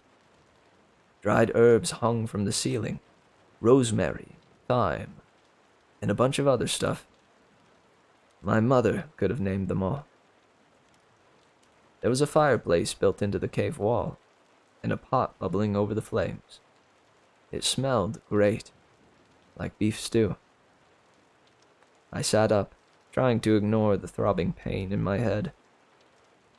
I looked at my arms, sure that they would be hideously scarred, but they seemed fine. A little pinker than usual, but not bad. I was wearing a white cotton t-shirt, cotton drawstring pants that weren't mine. My feet were bare. In a moment of panic, I wondered what happened to Riptide. But I felt my pocket, and there was my pen, right where it always reappeared. Not only that, but the Stygian ice dog whistle was back in my pocket too. Somehow, it had followed me. And that didn't exactly reassure me. Hey, Thareem. Glad to see you're here. I did miss you. With difficulty, I stood. The stone floor was freezing under my feet. I turned and found myself staring into a polished bronze mirror. "Holy Poseidon," I muttered. I looked as if I'd lost 20 pounds. And I couldn't afford to lose 20 pounds. My hair was a rat's nest. It was singed at the edges like Hephaestus's beard. If I saw that face on somebody walking down a highway intersection asking for money, I would have locked my car doors. I turned away from the mirror. The cave entrance was to my left. I headed toward the daylight. The cave opened onto a green meadow. On the left was a grove of cedar trees, and on the right, a huge flower garden. 4 fountains gurgled in the meadow, each shooting water from the pipes of stone satyrs. Straight ahead, the grass sloped down to a rocky beach. The waves of a lake lapped against the stones. I could tell it was a lake because, well, I just could. Fresh water, not salt. The sun sparkled on the water, and the sky was pure blue. It seemed like a paradise, which immediately made me nervous. You deal with mythological stuff for a few years, you learn that paradises are usually places where you get killed. The girl with the braided caramel hair, the one who'd called herself Calypso, was standing at the beach, talking to someone. I couldn't see him very well in the shimmer from the sunlight of the water, but they appeared to be arguing. I tried to remember what I knew about Calypso from the old myths. I'd heard that name before, but I couldn't remember. Was she a monster? Did she trap heroes and kill them? But if she was evil, why was I even still alive? I walked towards her slowly, because my legs were still stiff. When the grass changed to gravel, I looked down to keep my balance, and when I looked up again, the girl was alone. She wore a white, sleeveless Greek dress with a low, circular neckline trimmed in gold. She brushed at her eyes like she'd just been crying. "Well," she said, trying for a smile, "the sleeper finally awakes." Who are you talking to? My voice sounded like a frog that had spent time in a microwave. "Oh, just a messenger," she said. "How do you feel?" How long have I been out? "Time," Calypso mused. "Time is always difficult here. I honestly don't know, Percy." You know my name. "You talk in your sleep." I blushed. Yeah, I've been, told that before. "Yes. Who is Annabeth?" Oh, a friend. We were together when... Wait, how did I get here? Where am I? Calypso reached up and ran her fingers through my mangled hair. I stepped back nervously. I'm sorry," she said. "I've just grown used to caring for you. As to how you got here, you fell from the sky. You landed in the water, just there." She pointed across the beach. "I do not know how you survived. The water seemed to cushion your fall. As to where you are in Ogaiga, or Ogigia. Ogaija?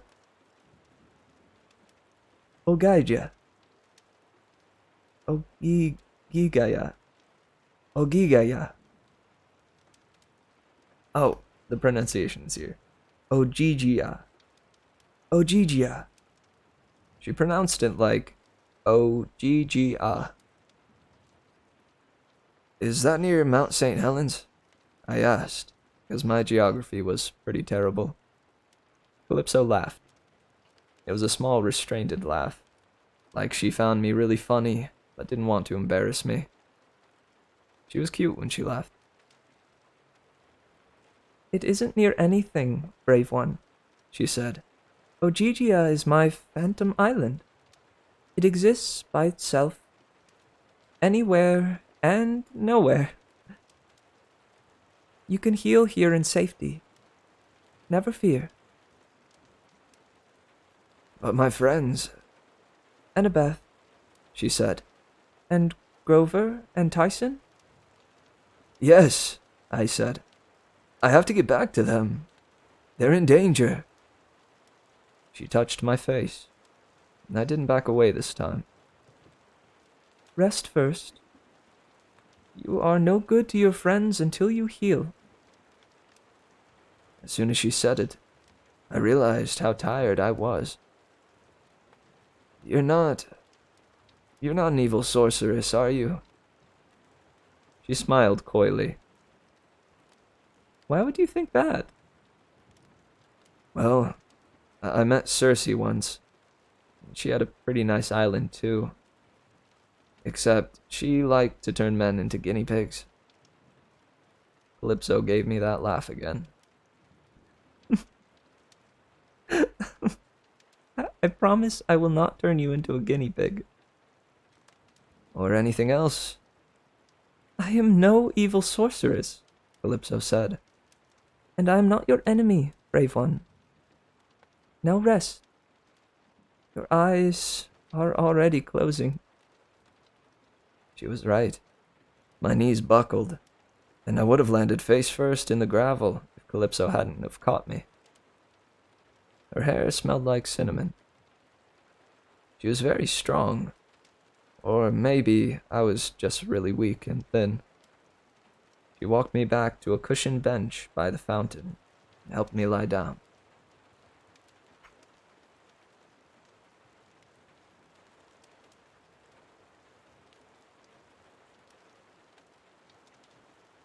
Rest, she ordered, and I fell asleep to the sound of the fountains and the smell of cinnamon and juniper. The next time I awoke, it was night, but I wasn't sure if it was the same night or many nights later. I was in the bed in the cave, but I rose and wrapped a robe around myself and padded outside. The stars were brilliant, thousands of them, like you only see way out in the country. I could make out all the constellations Annabeth had taught me. Capricorn, Pegasus, Sagittarius. And there, near the southern horizon, was a new constellation, the Huntress, a tribute to a friend of ours who had died last winter. Percy, what do you see? I brought my eyes back to Earth. However amazing the stars were, Calypso was twice as brilliant. I mean, I've seen the goddess of love herself, Aphrodite, and I would never say this out loud, or she'd blast me to ashes, but for my money, Calypso was a lot more beautiful. Because she just seemed so natural. Like she wasn't trying to be beautiful and didn't even care about that. She just was. With her braided hair and white dress, she seemed to glow in the moonlight. She was holding a tiny plant in her hands. Its flowers were silver and delicate. I was just looking at... I found myself staring at her face. I forgot. She laughed gently. Well, as long as you're up, you can help me plant these. She handed me a plant, which had a clump of dirt and roots at the base. The flower glowed as I held them. Calypso picked up her gardening spade and directed me to the edge of the garden, where she began to dig. That's moonlace, Calypso explained. It can only be planted at night. I watched the silvery light flicker around the petals. What does it do? Do? Calypso mused. It doesn't really do anything, I suppose. It lives. It gives light. It provides beauty. Does it have to do anything else? I suppose not, I said. She took the plant, and our hands met. Her fingers were warm. She planted the moonlace and stepped back, surveying her work. I love my garden. It's awesome, I agreed. I mean, I wasn't exactly the gardening type, but Calypso had arbors covered with 6 different colors of roses, lattices filled with honeysuckle, rows of grapevines bursting with red and purple grapes that would have made Dionysus sit up and beg. Back home, I said, my mom always wanted a garden. Why did she not plant one? Well, we live in Manhattan, in an apartment. Manhattan? Apartment? I stared at her. You don't know what I'm talking about, do you? I fear not. I haven't left Ogygia in a long time. Well, Manhattan's a big city, with not much gardening space. Calypso frowned. That is sad. Hermes visits from time to time. He tells me the world outside has changed greatly.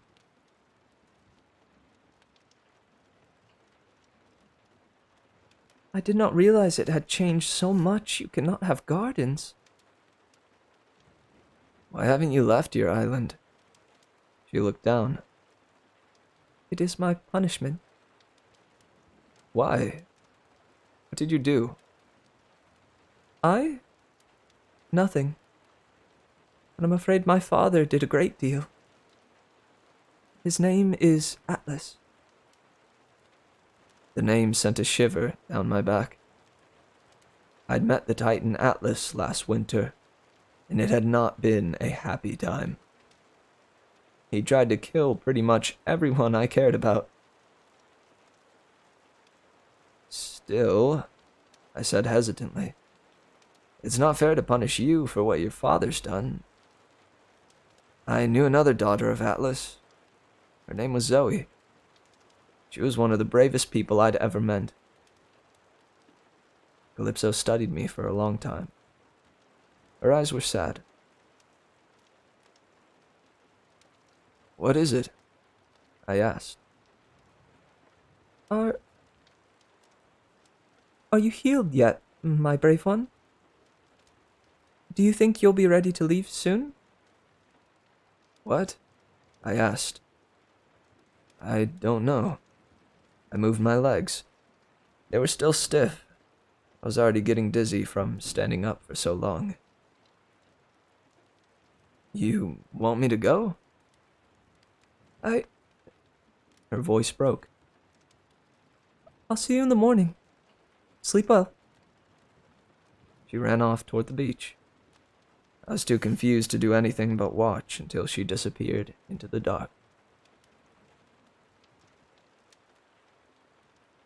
I don't know exactly how much time passed. Like Calypso said, it was hard to keep track on the island. I knew I should be leaving. At the very least, my friends would be worried. At worst, they could be in serious danger.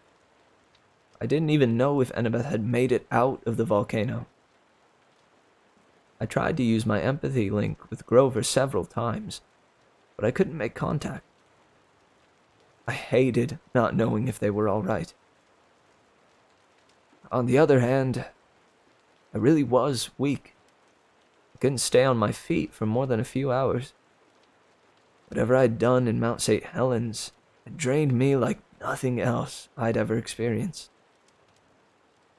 I didn't feel like a prisoner or anything. I remembered the Lotus Hotel and Casino in Vegas, where I'd been lured into this amazing game world until I almost forgot everything I cared about. But the island of Ogygia wasn't like that at all. I thought about Annabeth, Grover, and Tyson constantly. I remember exactly why I needed to leave. I just couldn't. And then there was Calypso herself. She never talked much about herself, but that just made me want to know more. I would sit in the meadow, sipping nectar, and I would try to concentrate on the flowers, or clouds, or the reflections on the lake, but I was really staring at Calypso as she worked. The way she brushed her hair over her shoulder, and the little strand that fell in her face whenever she knelt to dig in the garden. Sometimes, she would hold out her hand and birds would fly out of the woods to settle on her arm. Lorikeets, parrots, doves. She would tell them good morning, ask how it was going back at the nest, and they would chirp for a while and fly off cheerfully. Calypso's eyes gleamed. She would look at me, and we'd share a smile. But almost immediately, she'd get that sad expression again and turn away. I didn't understand what was bothering her. One night, we were eating dinner together at the beach. Invisible servants had set up a table with beef stew and apple cider, which may not sound all that exciting, but that's because you haven't tasted it. I hadn't even noticed the invisible servants when I first got to the island, but after a while, I became aware of the beds making themselves, meals cooking on their own, clothes being washed and folded by unseen hands. Anyway, Calypso and I were sitting at dinner, and she looked beautiful in the candlelight. I was telling her about New York and Camp Half-Blood, and then I started telling her about the time Grover had eaten an apple while we were playing hacky sack with it. She laughed, showing off her amazing smile, and our eyes met. Then she dropped her gaze. "There it is again," I said. "What?" "You keep pulling away. Like you're trying not to enjoy yourself." She kept her eyes on her glass of cider.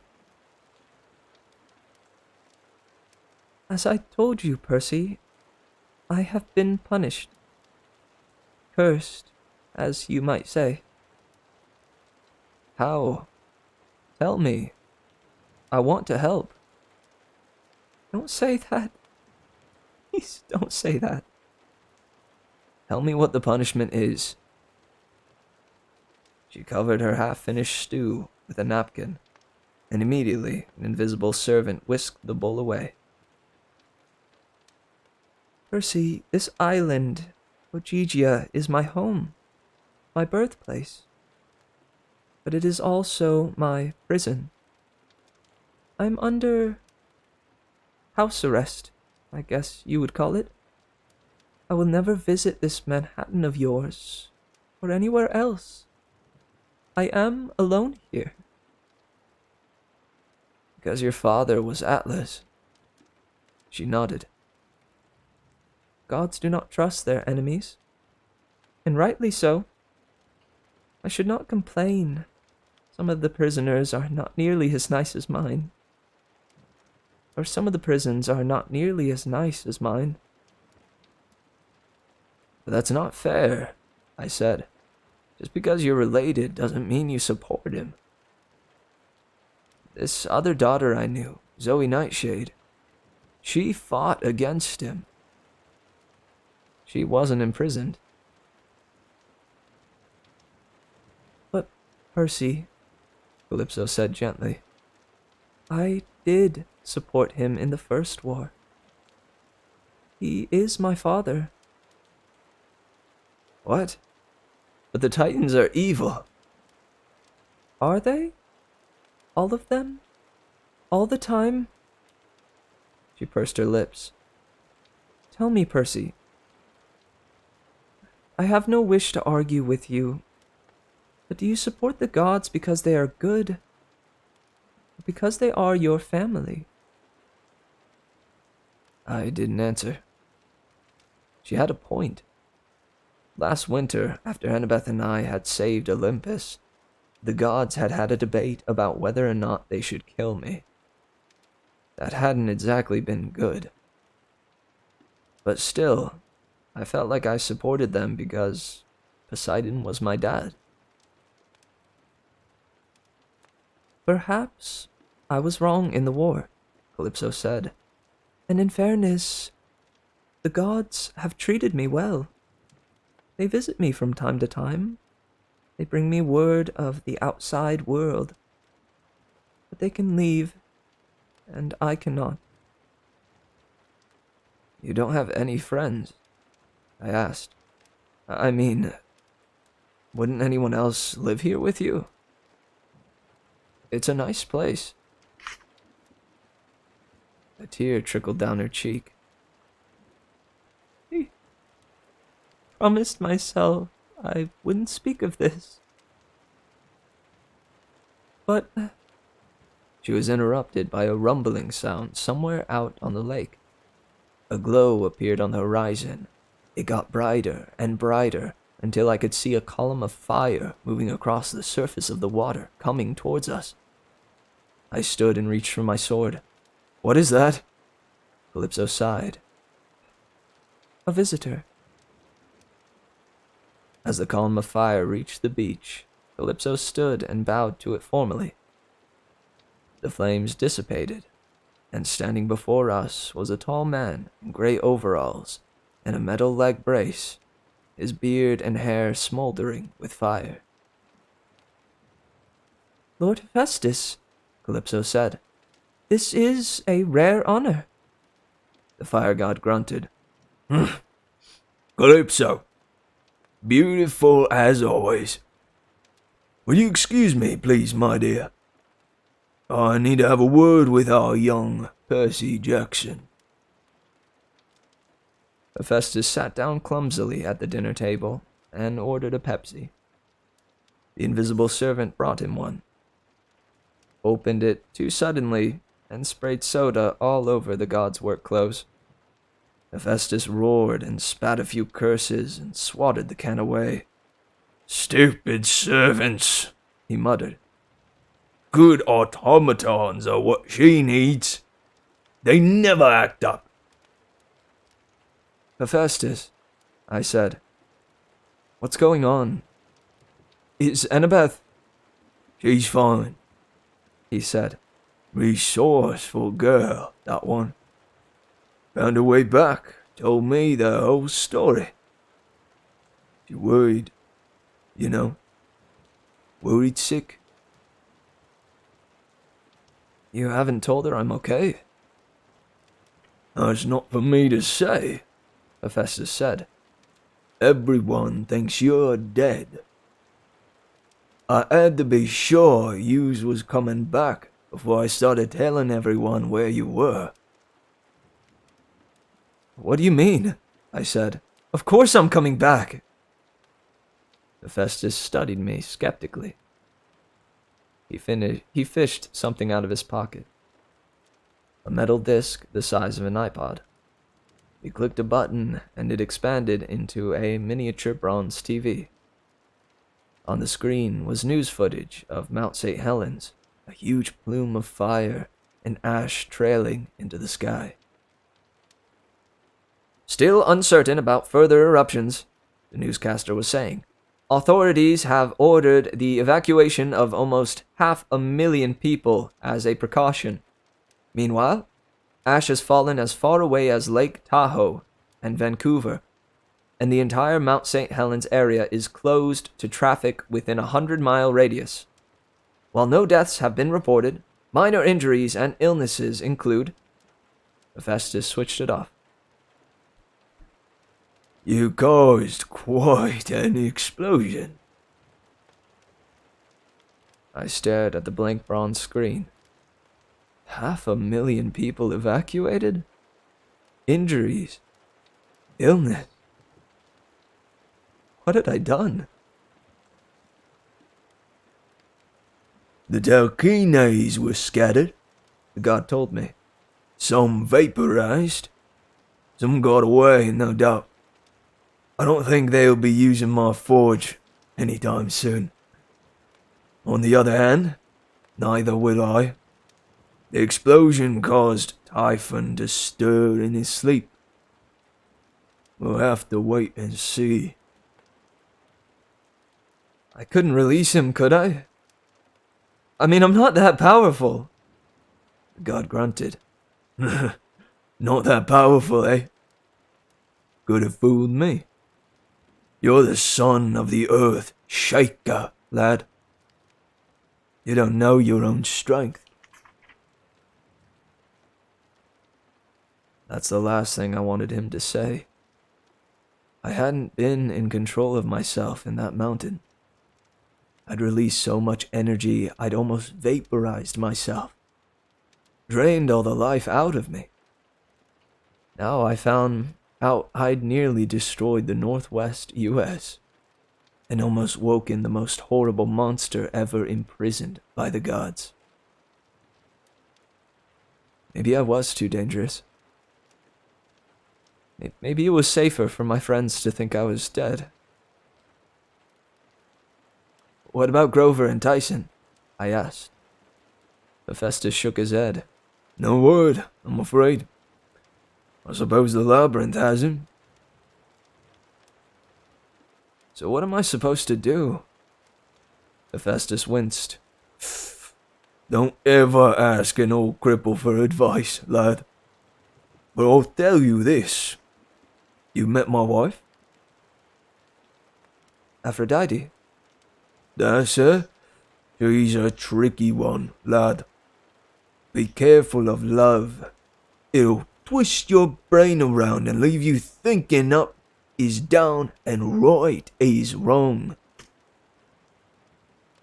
thought about my meeting with Aphrodite in the back of a white Cadillac in the desert last winter.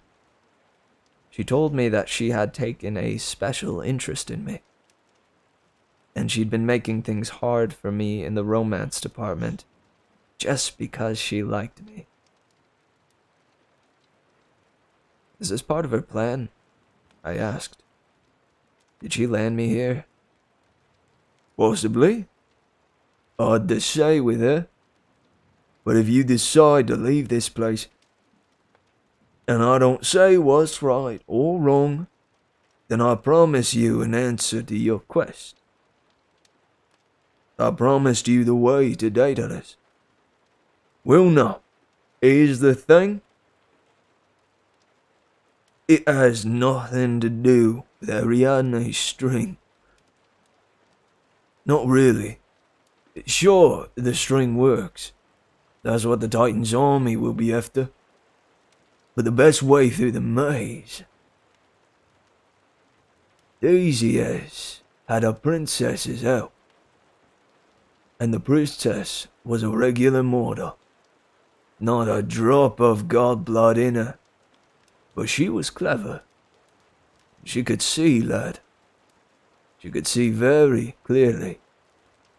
So what I'm saying, I think you know how to navigate the maze. It finally sank in. Why hadn't I seen it before? Hera had been right. The answer was there the whole time. Yeah, I said. Yeah, I know. Then you'll need to decide whether or not you're leaving. I wanted to say yes. Of course I would. But the words stuck in my throat. I found myself looking out at the lake, and suddenly, the idea of leaving seemed very hard. Don't decide yet, Hephaestus advised. Wait until daybreak. Daybreak is a good time for decisions. Will Daedalus even help us? I asked. I mean, if he gives Luke a way to navigate the labyrinth, we're dead. I saw dreams about... Daedalus killed his nephew. He turned bitter and angry and... It isn't easy being a brilliant inventor, Hephaestus rumbled. Always alone. Always misunderstood. Easy to turn bitter. Make horrible mistakes. People are more difficult to work with than machines. And when you break a person, that can't be fixed. Hephaestus brushed the last drops of Pepsi off his work clothes. Daedalus started well enough. He helped the Princess Ariadne and Theseus because he felt sorry for them. He tried to do a good deed. And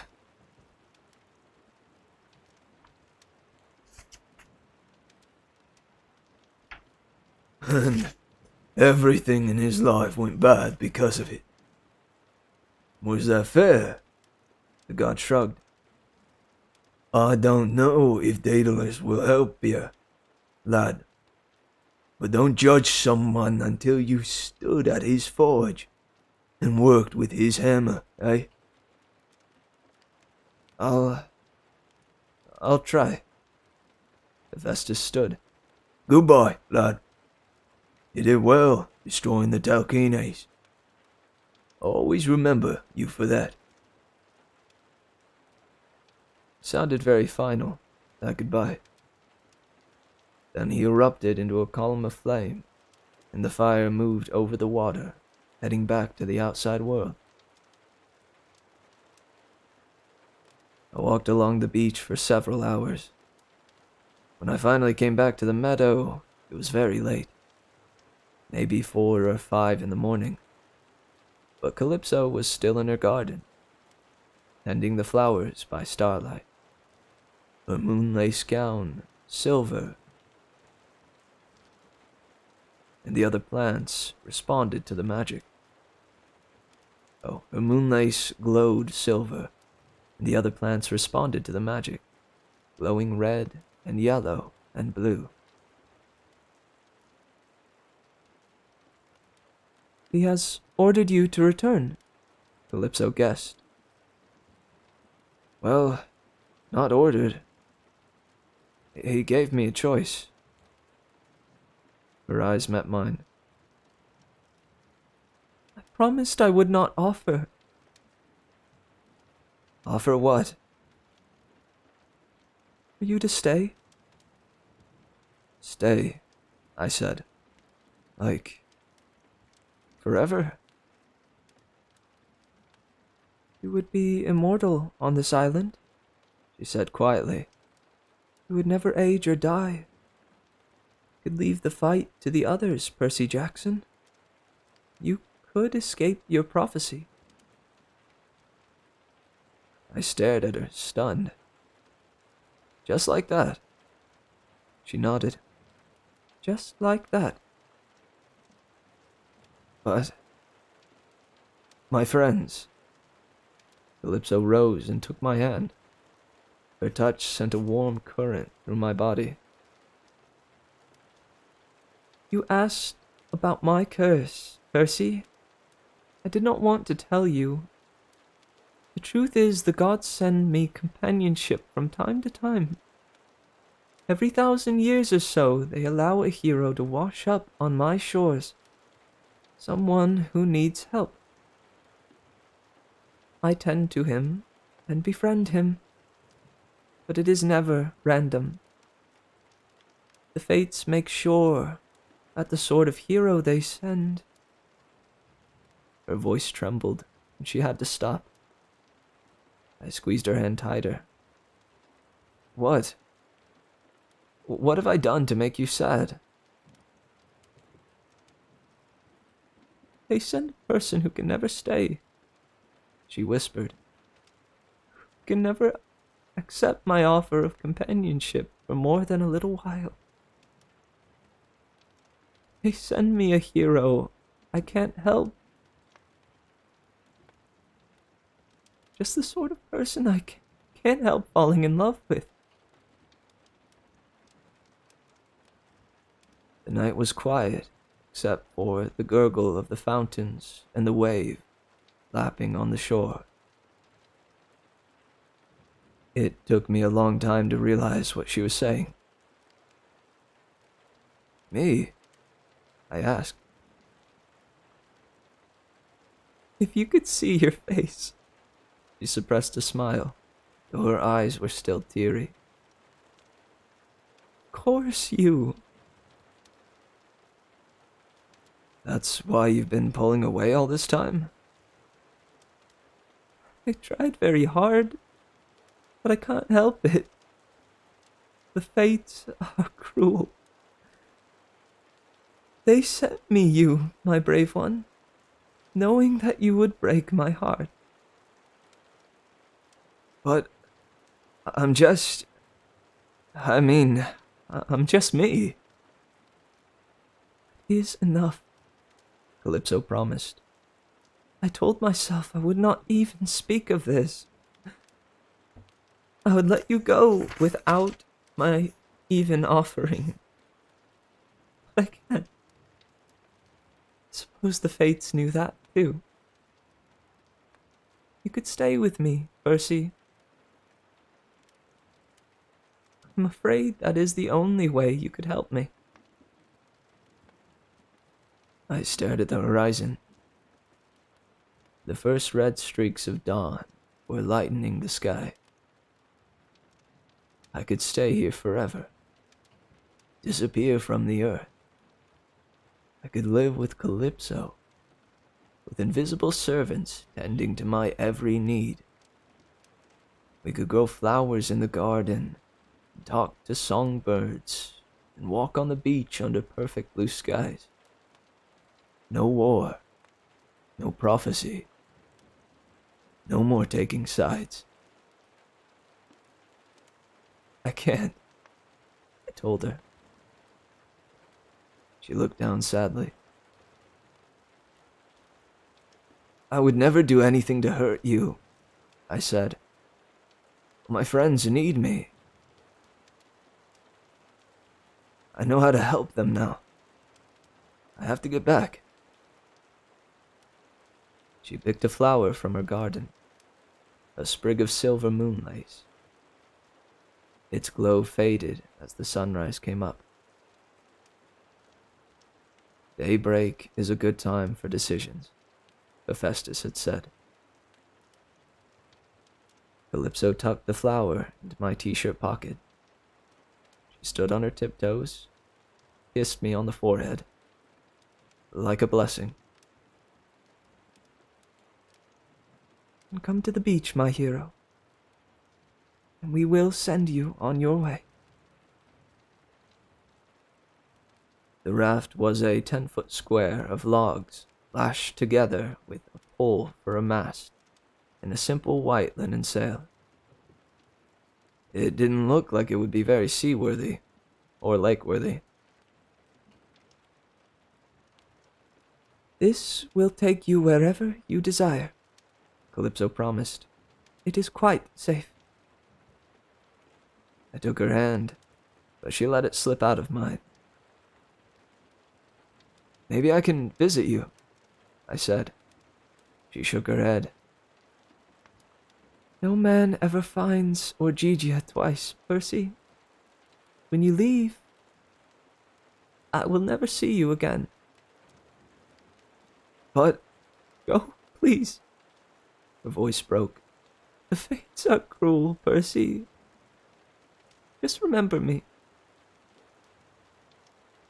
Then a little trace of her smile returned. Plant a garden in Manhattan for me, will you? I promise. I stepped onto the raft. Immediately, it began to sail from the shore. As I sailed into the lake, I realized the fates really were cruel. They sent Calypso someone she couldn't help but love. But it worked both ways. For the rest of my life, I would be thinking about her. She would always be my biggest what if. Within minutes, the island of Orgygia was lost in the mist. I was sailing alone over the water toward the sunrise. Then I told the raft what to do. I said the only place I could think of, because I needed comfort and friends. Camp Half-Blood, I said. Sail me home.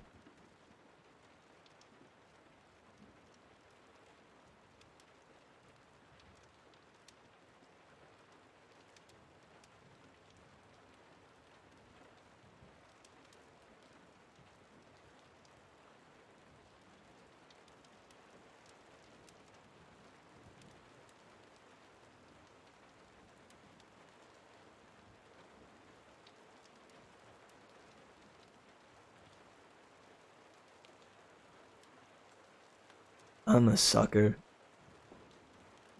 I'm a freaking sucker, dude, for tragic romance.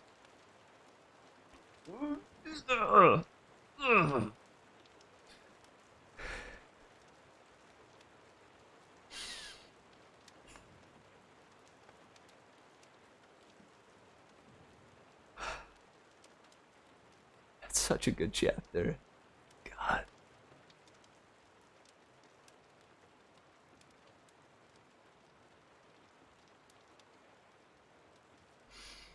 Dude, I am too. I'm a sad lad.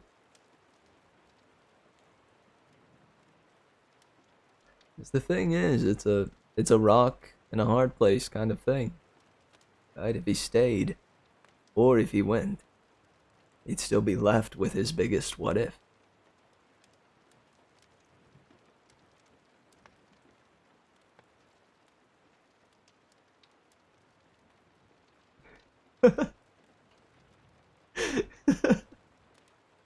Gosh, it happened twice.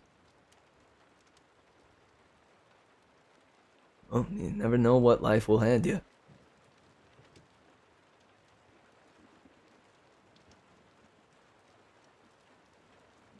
The fates are cruel.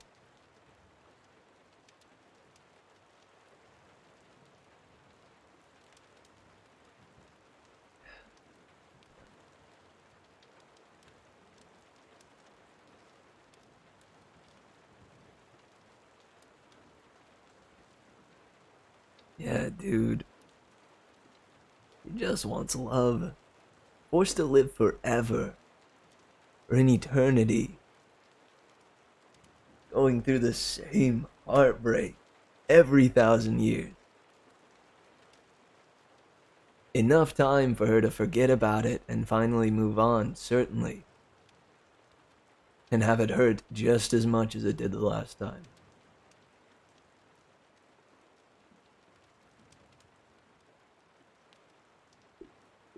Dude, as soon as we started that chapter,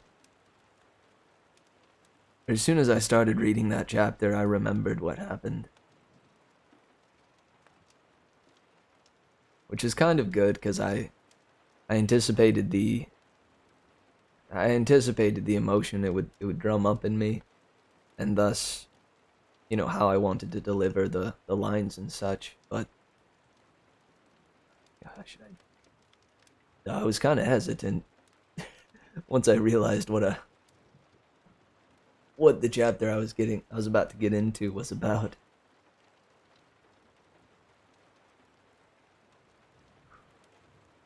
Well, guys, I don't know, it is getting somewhat late, but I can certainly go for longer.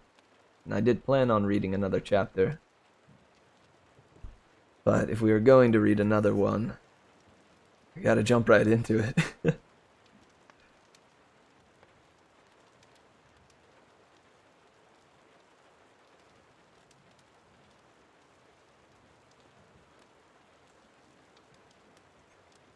Yeah, and the next chapter is a solid one.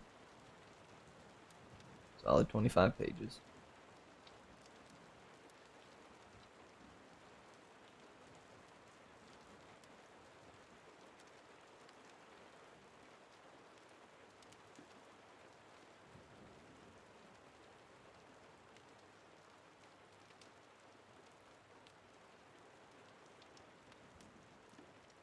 Alright, my decision is we read another.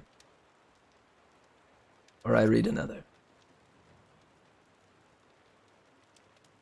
And I make that decision because I want to go into this next chapter with the emotion of the last one fresh, right? As it would be for Percy.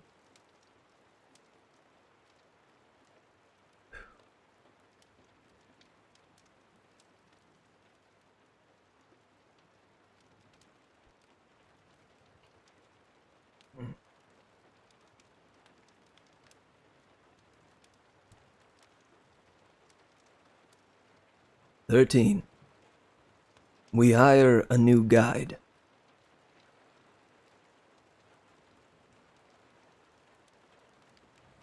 Hours later, my raft washed up at Camp Half-Blood. How I got there, I have no idea. At some point, the lake water just changed to salt water. The familiar shoreline of Long Island appeared up ahead. And a couple of friendly great white sharks surfaced and steered me toward the beach. When I landed, the camp seemed deserted. It was late afternoon, but the archery range was empty. The climbing wall poured lava and rumbled all by itself. Pavilion? Nothing. Cabins? All vacant. Then I noticed smoke rising from the amphitheater. Too early for a campfire. I didn't figure they were roasting marshmallows. I ran towards it. Before I even got there, I heard Chiron making an announcement. When I realized what he was saying, I stopped in my tracks. Assume he is dead, Chiron said.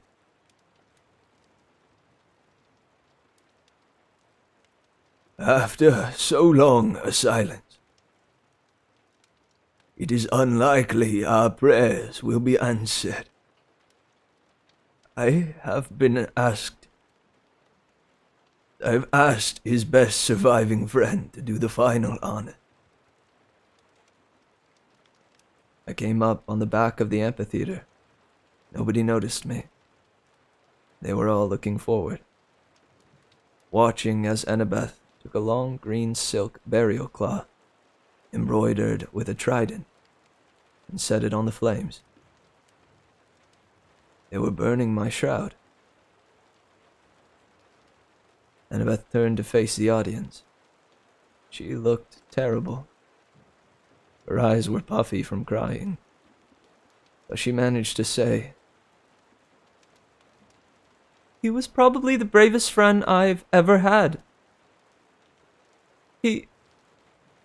Then she saw me. Her face went blood red.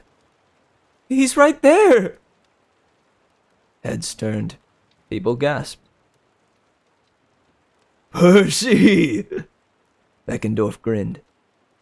A bunch of other kids crowded around me and clapped me on the back.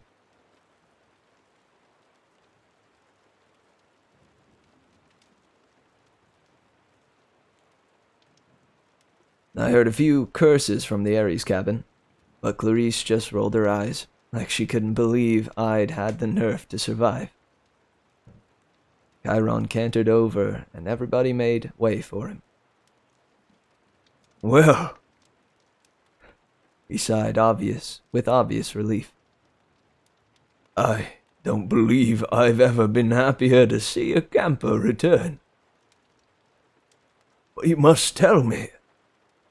Where have you been? Annabeth interrupted, shoving aside the other campers.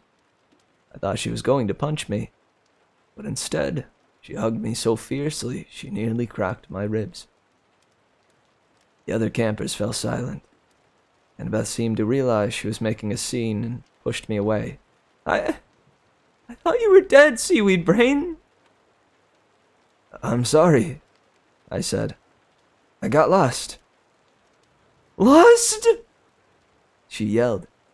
2 weeks, Percy? Where in the world? Annabeth, Chiron interrupted. Perhaps we should discuss this somewhere more private. Shall we? The rest of you, back to your normal activities.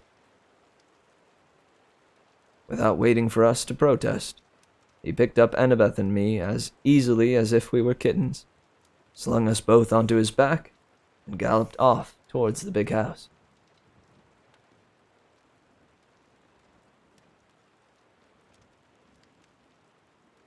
I didn't tell them the whole story. I just couldn't bring myself to talk about Calypso. I explained how I'd caused the explosion at Mount St. Helens and gotten blasted out of the volcano. I told them I'd been marooned on an island, then Hephaestus had found me, told me I could leave. A magic raft had carried me back to camp. All that was true, but as I said it, my palms felt sweaty. You've been gone for 2 weeks. Annabeth's voice was steadier now, but she still looked pretty shaken up. When I heard the explosion, I thought... I know, I said. I'm sorry. But I figured out how to get through the labyrinth. I talked to Hephaestus. he told you the answer. Well, he sort of told me that I already knew. And I do. I understand now. I told them my idea. Annabeth's jaw dropped. Percy, that's crazy. Chiron sat back in his wheelchair and stroked his beard. This is precedent, however. Theseus had the help of Ariadne. Harriet Tubman, daughter of Hermes, used many mortals on her underground railroad for just this reason. But this is my quest, Annabeth said. I need to lead it. Chiron looked uncomfortable. My dear, it is your quest, but you need help. And this is supposed to help? Please, it's wrong. It's cowardly, it's... Hard to admit we need a mortal's help, I said. But it's true. Annabeth glared at me. You are the single most annoying person I've ever met. And she stormed out of the room. I stared at the doorway. Felt like hitting something. So much for being the bravest friend she's ever had. She will calm down, Chiron promised. She's jealous, my boy. That's stupid. She's not. It's not like... Chiron chuckled. It hardly matters. Annabeth is very territorial about her friends. In case you haven't noticed, she was quite worried about you. And now that you're back, I think she suspects where you were marooned. I met his eyes, and I knew Chiron had guessed about Calypso. It was hard to hide anything from a guy who'd been training heroes for 3,000 years. He'd pretty much seen it all. We won't dwell on your choices, Chiron said. You came back. That is what matters. Tell that to Annabeth. Chiron smiled. In the morning, I will have Argus take the two of you into Manhattan. You might stop by your mother's, Percy. She is understandably distraught. My heart skipped a beat. All that time on Calypso's island, I'd never even thought how my mom would be feeling. She'd think I was dead. She'd be devastated. What was wrong with me that I hadn't even considered that? Chiron, I said. What about Grover and Tyson? Do you think... I don't know, my boy. Chiron gazed into the empty fireplace. Juniper is quite distressed. All her branches are turning yellow. The Council of Cloven Elders has revoked Grover's searcher's license in absentia. Assuming he comes back alive, it will force him into a shameful exile. He sighed. Grover and Tyson are very resourceful, however. We can still hope. I shouldn't have let them run off. Grover has his own destiny. Tyson was brave to follow him. You would know if Grover was in mortal danger, don't you think? I suppose. The empathy link. But there is something else I should tell you, Percy, he said. Actually, two unpleasant things. Great. Chris Rodriguez, our guest. I remembered what I'd seen in the basement. Clarice trying to talk to him while he babbled about the labyrinth. Is he dead? Not yet, Chiron said grimly, but he's much worse. He's in the infirmary now, too weak to move. I had to order Clarice back to a regular schedule, because she was at his bedside constantly. He doesn't respond to anything. He won't take food or drink. None of my medicines help. He was simply lost. He has simply lost the will to live. I shuddered. Despite all the run-ins I'd had with Clarice, I felt horrible for her. She tried so hard to help him. And now that I'd been in the labyrinth, I couldn't understand why it had been so easy for the ghost of Minos to drive Chris mad. If I'd been wandering around down there alone, without my friends to help, I'd never have made it out.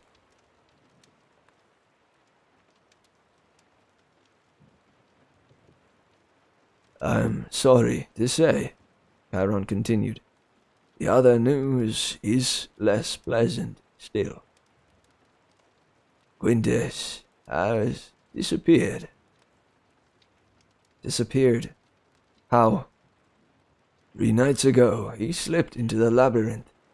Juniper watched him go. It appears you have been right about him. He's a spy for Luke. I told Chiron about the Triple G Ranch, how Quintus had bought his scorpions there, and Guryon had been supplying Kronos' army. It can't be a coincidence. Chiron sighed heavily. So many betrayals. I had hoped Quintus would prove a friend. It seems my judgment was bad. What about Mrs. O'Leary? I asked. The Hellhound is still in the arena. It won't let anyone approach.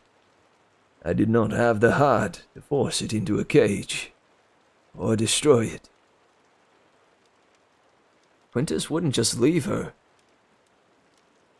As I said, Percy, we seem to have been wrong about him. Now, you should prepare yourself for the morning. You and Annabeth still have much to do. I left him in his wheelchair, staring sadly into the fireplace. I wondered how many times he'd sat there, waiting for heroes that never came back. Before dinner, I stopped by the sword arena. Sure enough, Mrs. O'Leary was curled up in an enormous black furry mound in the middle of the stadium, chewing half-heartedly on the head of a warrior dummy.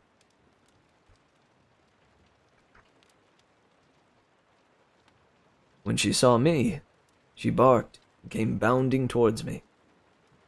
I thought I was dead meat. I just had time to say, "Whoa!" before she bowled me over and started licking my face. Now usually, being the son of a Poseidon and all, I only get wet if I want to. But my powers apparently did not extend to dog saliva, because I got a pretty good bath. "Oh girl, whoa!" I yelled. "Can't breathe! Let me up!" Eventually, I managed to get her off. I scratched her ears and found her an extra gigantic dog biscuit. "Where's your master?" I asked her. "How could he just leave you, huh?" She whimpered, like she wanted to know all that too. I was ready to believe Quintus was an enemy, but still, I couldn't understand why he'd leave Mrs. O'Leary behind. If there was one thing I was sure of, it was that he really cared for his mega dog. I was thinking about that and toweling the dog spit off my face when a girl's voice said,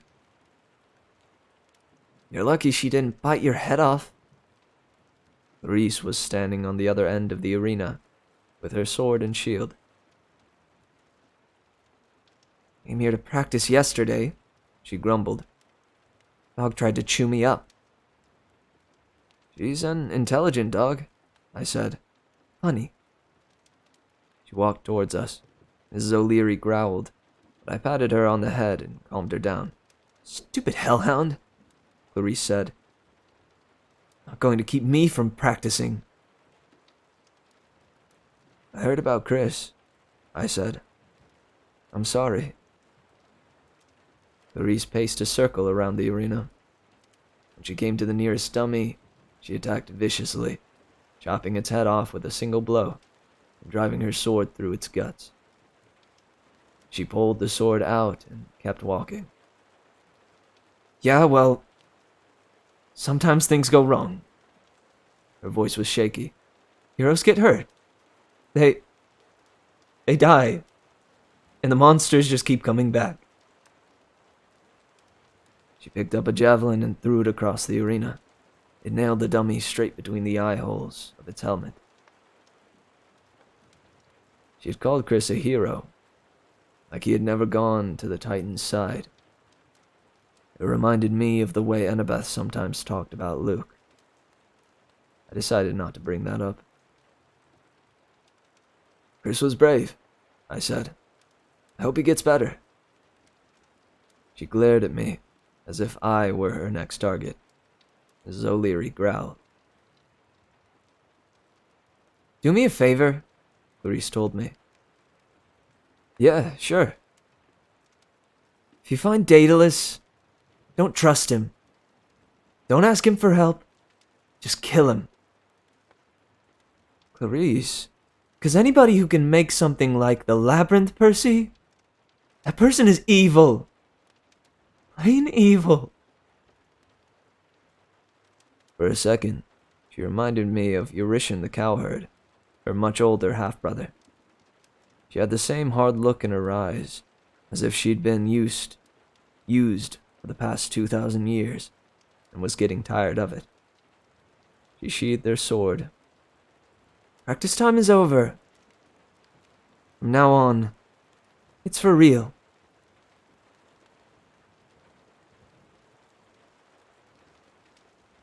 That night, I slept in my own bunk, for the first time since Calypso's Island. And once I fell asleep, dreams found me. I was in the king's courtroom, a big white chamber with marble columns and a wooden throne. Sitting on it was a plump guy with curly red hair and a crown of laurels. At his side stood 3 girls who looked like his daughters. They all had his red hair and were dressed in blue robes. The doors creaked open and a herald announced, Minos, King of Crete! I tensed, but the man on the throne just smiled at his daughters. I can't wait to see the expression on his face. Minos, the royal creep himself, swept into the room. He was so tall and serious, he made the other king look silly. Minos's pointed beard had gone gray. He looked thinner than the last time I'd dreamed of him, and his sandals were spattered with mud. But the same cruel light shined in his eyes. He bowed stiffly to the man on the throne. King Kokales, I understand you have solved my little riddle. Kokales smiled. Hardly little, Minos. Especially when you advertise the world that you are willing to pay 1,000 gold talents to the one who can solve it. Is this offer genuine? Minos clapped his hands. 2 buff guards walked in, struggling with a big wooden crate. They set it at Kokales' feet and opened it. Stacks of golden bars glittered. It had to be worth like $1 gazillion. Kokalis whistled appreciatively. You must have bankrupted your kingdom for such a reward, my friend. That is not of your concern. Kokalis shrugged. The riddle was quite simple, really. One of my retainers solved it. Father? One of the girls warned. She looked like the oldest, a little taller than her sisters. Kokalis ignored her.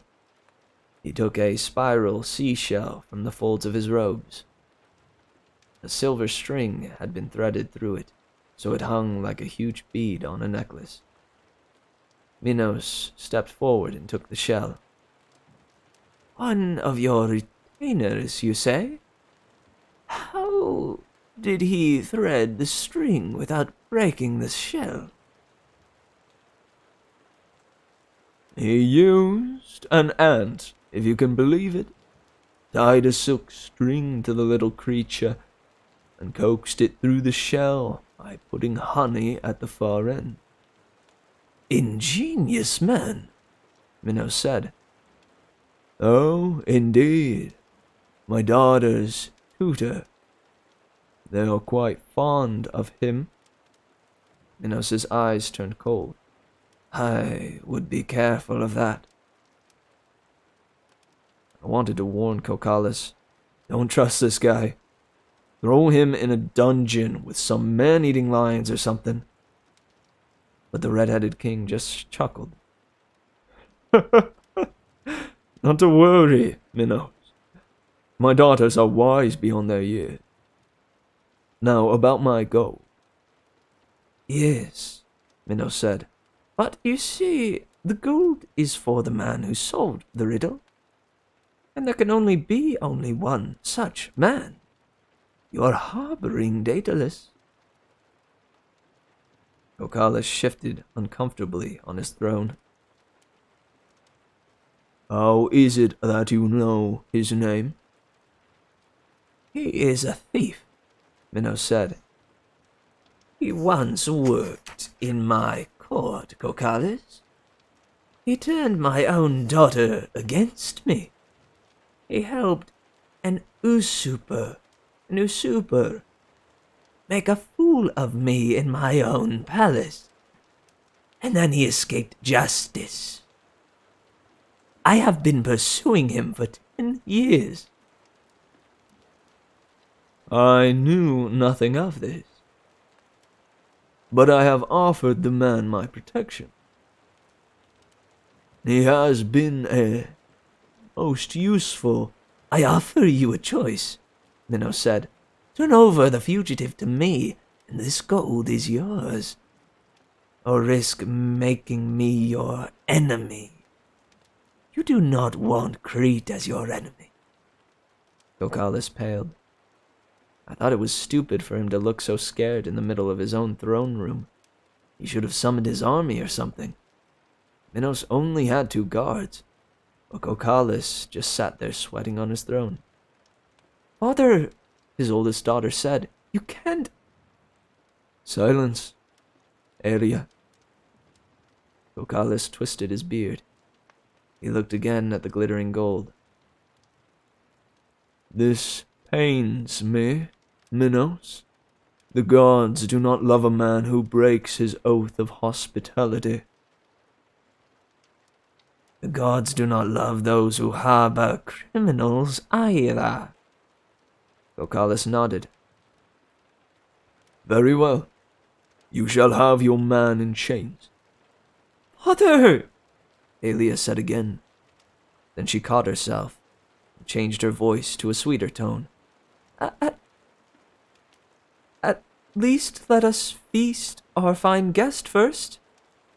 After his long journey, he should be treated to a hot bath, new clothes, and a decent meal. I would be honored to draw the bath myself. She smiled prettily at Minos, and the old king grunted. I suppose a bath would not be amiss. He looked at Kokalis. I will see you at dinner, my lord. with the prisoner. This way, your majesty, said Aelia. She and her sisters led Minos out of the chamber. I followed them into a bath chamber decorated with mosaic tiles. Steam filled the air. A running water faucet poured hot water into the tub. Aelia and her sisters filled it with rose petals and something that must have been ancient Greek Mr. Bubble, because soon the water was covered with multicolored foam. The girls turned aside as Minos dropped his robes and slipped into the bath. Ah, He smiled. an excellent bath. Thank you, my dears. The journey has been long indeed. You have been chasing your prey 10 years, my lord? Aelia asked, batting her eyelashes. You must be very determined. I never forget a debt, Minos grinned. Your father was wise to agree to my demands. Oh, indeed, my lord, Aelia said. I thought she was laying on the flattery pretty thick, but the old guy was eating it up. Aelia's sisters trickled scented oil over the king's head. You know, my lord, Aelia said. Daedalus thought you would come. He thought the riddle might be a trap, but he couldn't resist solving it. Minos frowned. Daedalus spoke to you about me? Yes, my lord. He is a bad man, princess. My own daughter fell under his spell. Do not listen to him. He is a genius, Aelia said.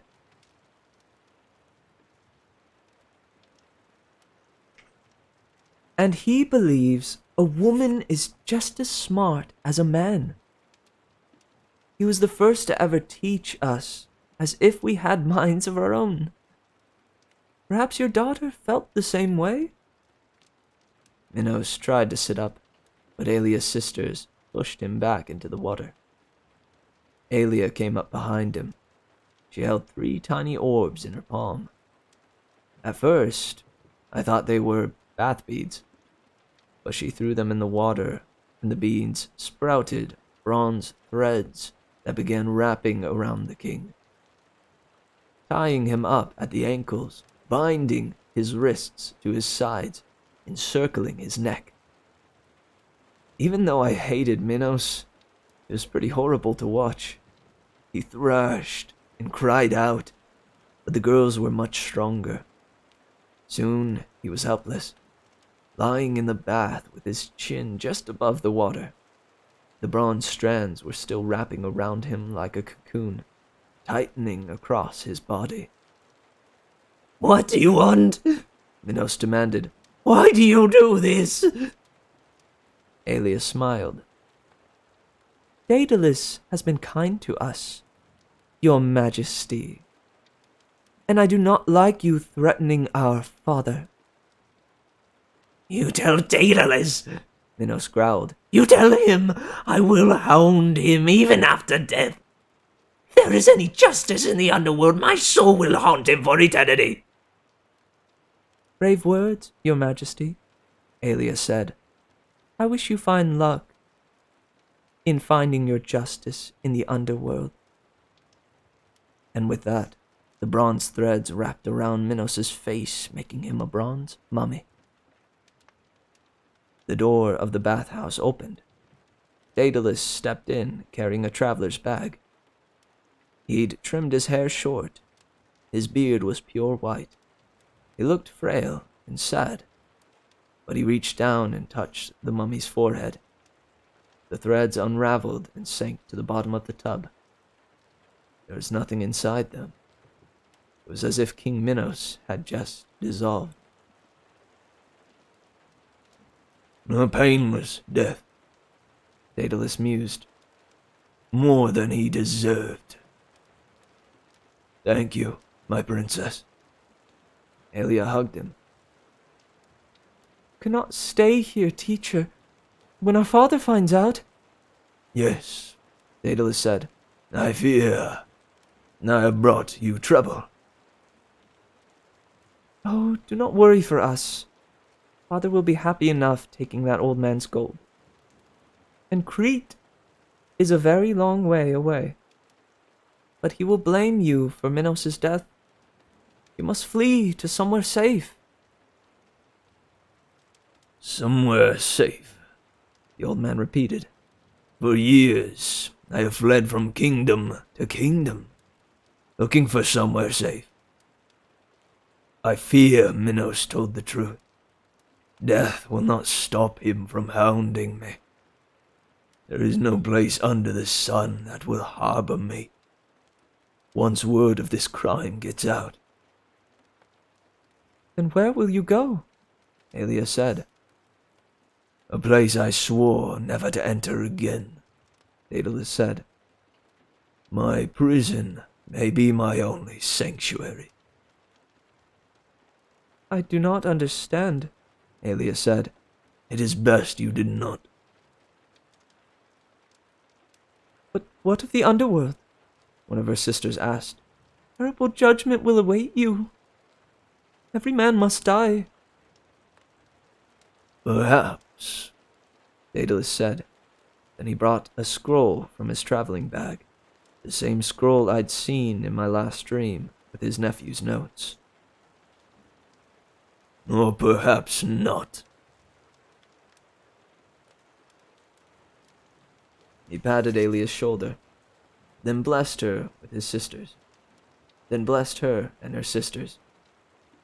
He looked down once more at the coppery threads, glinting in the bottom of the bath. Find me if you dare, king of ghosts. He turned toward the mosaic wall and touched the tile. A glowing mark appeared, a Greek delta, and the wall slid aside. The princesses gasped. You never told us of secret passages? Aelia said. You have been busy. The labyrinth has been busy, Daedalus corrected. Do not try to follow me, my dears, if you value your sanity. My dream shifted. I was underground in a stone chamber. Luke and another half-blood warrior were studying a map by flashlight. Luke cursed. It should have been the last turn. He crumpled up the map and tossed it aside. Sir, his companion protested. Maps are useless here. Maps are useless here, Luke said. Don't worry, I'll find it. Sir, is it true that the larger the group, the more likely you'll get lost? Yes, that's true. Why do you think we sent out solo explorers to begin with? Don't worry. As soon as we have the thread, we can lead the vanguard through. But how will we get the thread? Luke stood, flexing his fingers. Oh, but how will we get the thread? Luke stood, flexing his fingers. Oh, sorry. The first rendition was right. But how will we get the thread? Luke stood, flexing his fingers. Oh, Quintus will come through. All we have to do is reach the arena. And it's at a juncture. Impossible to get anywhere without passing it. That's why we must have a truce with its master. We just have to stay alive until... Sir! A new voice came from the corridor. Another guy in Greek armor ran forward, carrying a torch. The Drachnae! They found a half-blood! Luke scowled. Alone? Wandering the maze? Yes, sir. You'd better come quick. They're in the next chamber. They've got him cornered. Who is it? No one I've ever seen before, sir. Luke nodded. A blessing from Kronos. We may be able to use this half-blood. Come. They ran down the corridor, and I woke with a start, staring into the dark. A lone half-blood, wandering in the maze. It was a long time before I got to sleep again. The next morning, I made sure Mrs. O'Leary had enough dog biscuits. I asked Beckendorf to keep an eye on her, which he didn't seem too happy about. Then I hiked over Half-Blood Hill and met Annabeth and Argus on the road. Annabeth and I didn't talk much in the van. Argus never spoke, probably because he had eyes all over his body, including, so I'd heard, at the tip of his tongue. And he didn't like to show that off. Annabeth looked queasy, as if she'd slept even worse than me. Bad dreams?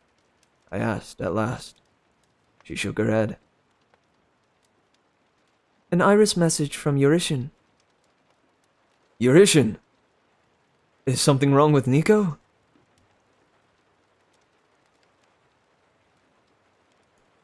He left the ranch last night, heading back into the maze. What? Didn't Eurytion try to stop him? Nico was gone before he woke up. But this tract is sent as far as the cattle guard. Eurytion said he'd been hearing Nico talk to himself the last few nights. Only now he thinks Nico was talking with the ghost again, Minos. He's in danger, I said. No kidding. Minos is one of the judges of the dead. But he's got a vicious streak, a mile wide. Don't know what he wants with Nico, but... That's not what I meant, I said. I had this dream last night. I told her about Luke, how he'd mentioned Quintus, and how his men had found a half-blood alone in the maze. Annabeth's jaw clenched. That's very, very bad. So what do we do? She raised an eyebrow. Well, it's a good thing you have a plan to guide us, huh? It was Saturday. The traffic was heavy going into the city. We arrived at my mom's apartment around noon. When she answered the door, she gave me a hug, only a little less overwhelming than having a hellhound jump on you. I told them you were all right, my mom said, but she sounded like the weight of the sky had just been lifted off her shoulders. And believe me, I know firsthand how that feels. She sat us down at the kitchen table and insisted on feeding us her special blue chocolate chip cookies while we caught her up on the quest. As usual, I tried to water down the frightening parts, which was pretty much everything. But somehow, what I said just made it sound more dangerous. When I got to the part about Guryon in the stables, my mom pretended like she was going to strangle me. I can't get him to clean his room, but he'll clean 100 tons of horse manure out of some monster's stables. Annabeth laughed. It was the first time I'd heard her laugh in a long time, and it was nice to hear. So, my mom said when I was done with the story, you wrecked Alcatraz Island, made Mount St. Helens explode, and distracted and displaced 500,000 people. But at least you're safe. That's my mom, always looking on the bright side. Yep, I agreed. That pretty much covers it. I wish Paul were here, she said, half to herself. He wanted to talk to you. Oh, right. The school. So much had happened since then that I'd almost forgotten about the high school orientation at Good. The fact I'd left the band hall in flames, and my mom's boyfriend had last seen me jumping through a window like a fugitive. "What did you tell him?" I asked. My mom shook her head. "What could I say? He knows something is different about you, Percy. He's a smart man. He believes that you're not a bad person. He doesn't know what's going on, but the school is pressuring him. After all, he got you admitted there. He needs to convince them that the fire wasn't your fault. And since you ran away, that looks bad." Annabeth was studying me. She looked pretty sympathetic. I knew she'd been in similar situations. It never gets easy for a half-blood in the mortal world. "I'll talk to him," I promised, "after we're done with the quest. I'll even tell him the truth if you want." My mom put her hand on my shoulder. "You would do that?" "Well, yeah. I mean, he'll think I'm crazy." "He already thinks that." "Then there's nothing to lose." "Thank you, Percy. I'll tell him you'll be home." She frowned. "When? What happens now?" Annabeth broke her cookie in half. "Percy has a plan." Reluctantly, I told my mom. She nodded slowly. "It sounds very dangerous, but it might work." "You have the abilities, don't you? You have the same abilities, don't you?" I asked. "You can see through the mist." My mom sighed. "Not so much now. When I was younger, it was easier. But yes, I've always been able to see more than was good for me. It's one of the things that caught your father's attention when we first met. Just be careful. Promise me you'll be safe." "We'll try, Mrs. Jackson," Annabeth said. "Keeping your son safe is a big job, though." She folded her arms and glared out the kitchen window. I picked up my napkin and tried not to say anything. My mom frowned. "Oh, keeping your son safe is a big job, though." My mom frowned. "What's going on with you two? Have you been fighting?" Neither of us said anything. "I see," my mom said. I wondered if she could see through more than just the mist. It sounded like she understood what was going on with Annabeth and me, but I sure as heck didn't. "Well, remember," she said, "Grover and Tyson are counting on you two."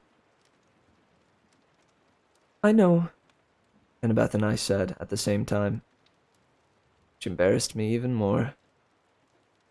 My mom smiled. "Percy, you'd better use the phone in the hall. Good luck."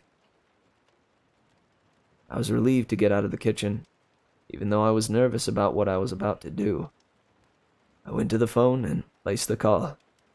The number had washed off my hand a long time ago, but that was okay. Without meaning to, I'd memorized it. We arranged a meeting in Times Square. We found Rachel Elizabeth there, in front of the Marriott marquee, and she was completely painted gold. I mean, her face, her hair, her clothes, everything. She looked like she'd been touched by King Midas. She was standing like a statue with 5 other kids, all painted metallic. Copper, bronze, silver. They were frozen in different poses, while tourists hustled past or stopped to stare. Some passerbys threw money at the tarp on the sidewalk. The sign at Rachel's feet said, "Urban Art for Kids. Donations appreciated."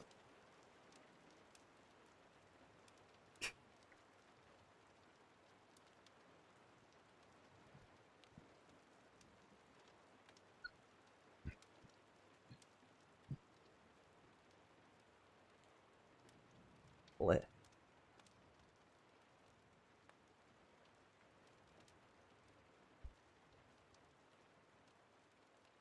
Annabeth and I stood there for like 5 minutes, staring at Rachel. But if she noticed us, she didn't let on. She didn't move, or even blink that I could see. Being ADHD and all, I could not have done that.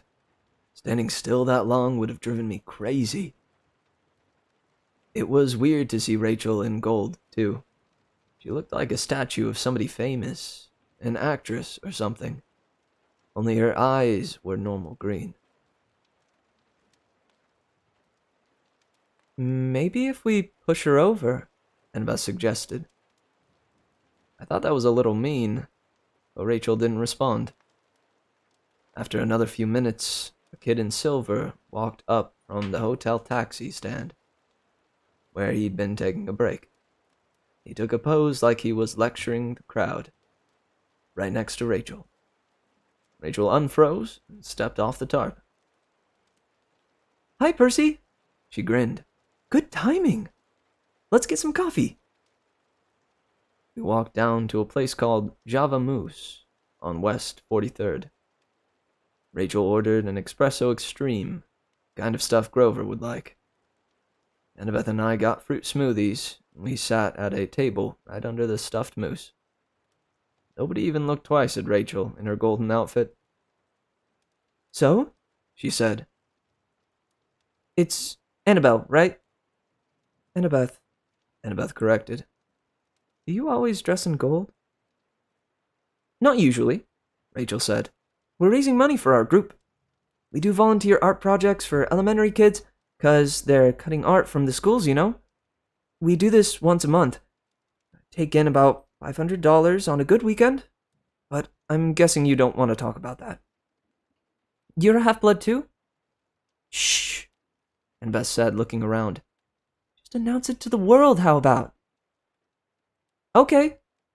Rachel stood up and said really loud, "Hey, everybody!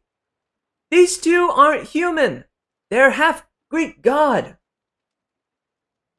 Nobody even looked over. Rachel shrugged and sat down. "They don't seem to care." "That's not funny," Annabeth said. "This isn't a joke, mortal girl." "Hold it, you two," I said. "Just calm down." "I'm calm," Rachel insisted. "Every time I'm around you, some monsters attack us. What's to be nervous about?" "Look," I said. "I'm sorry about the band room. I hope they didn't kick you out or something." "Nah. They asked me a lot of questions about you. I played dumb." "Was it hard?" Annabeth asked. "Okay, stop," I intervened. "Rachel, we've got a problem, and we need your help." Rachel narrowed her eyes at Annabeth. "You need my help." Annabeth stirred her straw in her smoothie. "Yeah," she said sullenly. "Maybe." I told Rachel about the labyrinth, and how we needed to find Daedalus. I told her what happened the last few times we'd gone in. "So you want me to guide you," she said, "to a place I've never been?" "You can see through the mist," I said.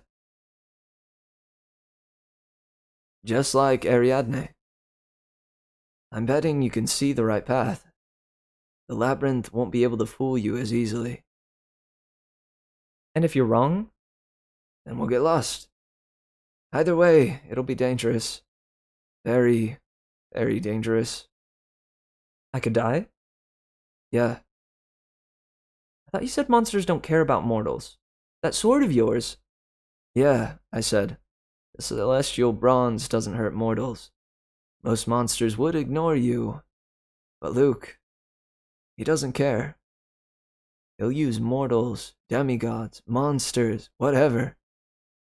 He'll kill anyone who gets in his way." "Nice guy," Rachel said. He's under the influence of a titan," Annabeth said defensively. He's been deceived." Rachel looked back and forth between us. Okay, she said. I'm in. I blinked. I hadn't figured it would be so easy. Are you sure? Hey, my summer was going to be boring. This is the best offer I've gotten yet. So what do I look for? We have to find an entrance to the labyrinth. We have to find an entrance to the labyrinth, Annabeth said. There's an entrance at Camp Half-Blood, but you can't go there. It's off limits to mortals.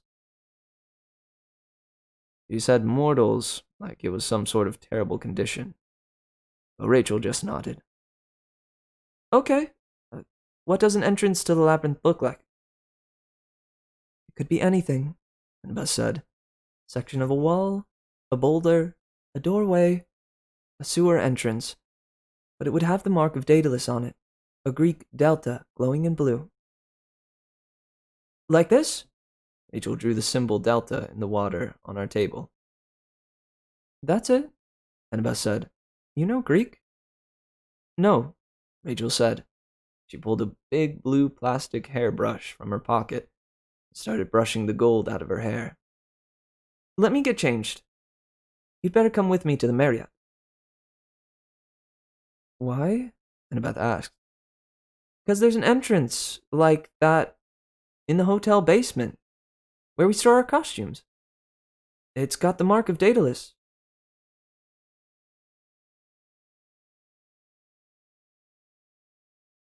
Well, well, well.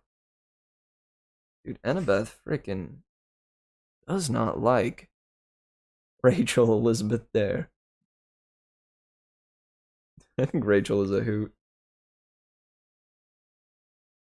However, the speed at which I want to read her lines, because, I feel her character just talks fast most of the time. You know, that type of person that just barfs out words at a sometimes incoherent speed. Sometimes, like, since I want to make her lines fast, I in turn stumble over the words. Oh my god, Annabeth. Oh my god, Annabeth. What the heck, dude? Yeah. I don't even know if she likes mortals at all. And I think it just has to do with her being a girl. And Annabeth being really defensive with her friends. Or about her friends.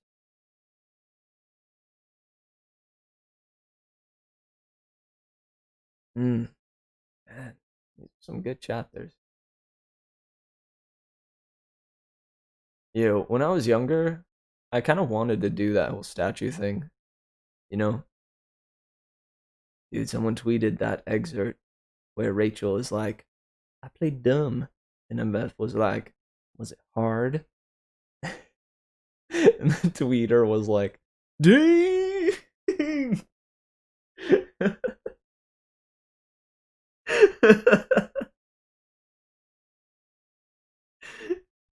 Gosh dang it, dude. It's a clever insult, not gonna lie. It's fitting of a daughter of Athena. It's funny to think about how, like, Annabeth, I mean, with any demigod, right, their power can be used for dubious things, if they so choose. And one of Annabeth's superpowers, I think, could be just being a roast master, an insult connoisseur, if you will. It's so good, dude. I'm hardly on Twitter, but I feel like I ought to follow whatever these whoever is posting these beautiful Percy Jackson memes.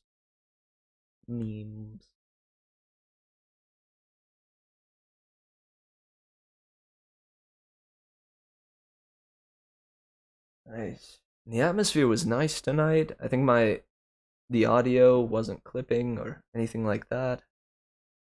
We got a freaking big old sub donation from Remdog. It's been a really good night.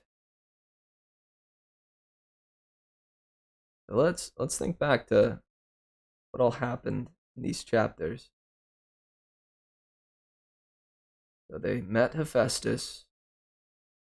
They went to take care of Hephaestus's issue with Mount St. Helens.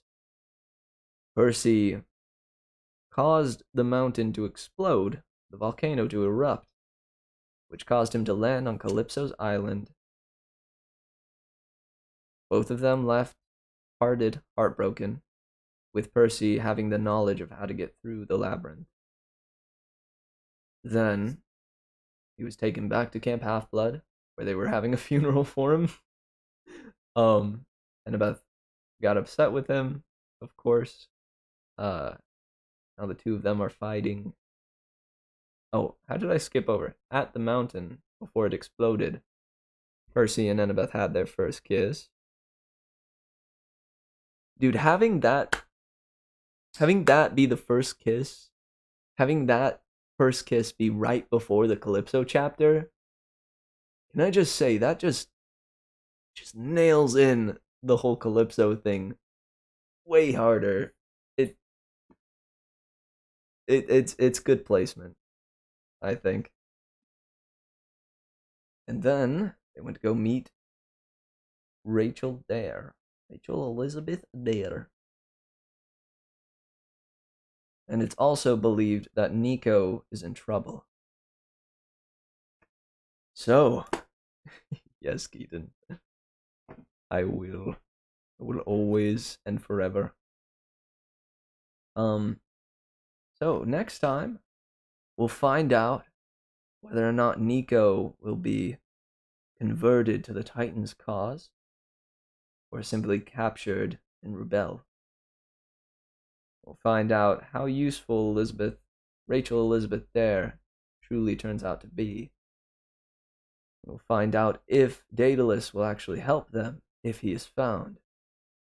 And we will find out whether or not Percy and Annabeth make up.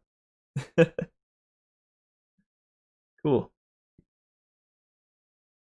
Sweetness. As for tomorrow, I think I could do a chapter or two, since I don't have work in the morning. I only have my practice, so I could do another late night story time, but it would most likely be one chapter. Just so as you guys know, and I'll put an update in the Discord, and I'll try to post to my Twitter as well, in case people follow that, giving you an update as to whether or not I will be streaming, because I normally take Wednesdays off, but since this week I am a much more freer man, I kind of want to just keep reading with you guys.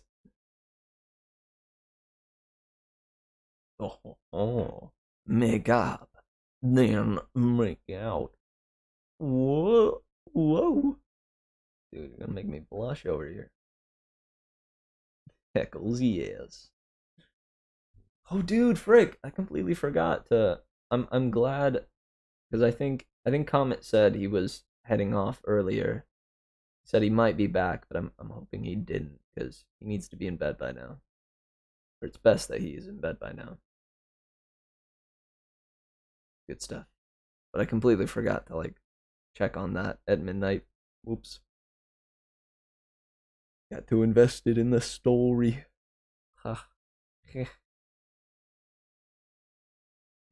Nice, guys. And take a look at this.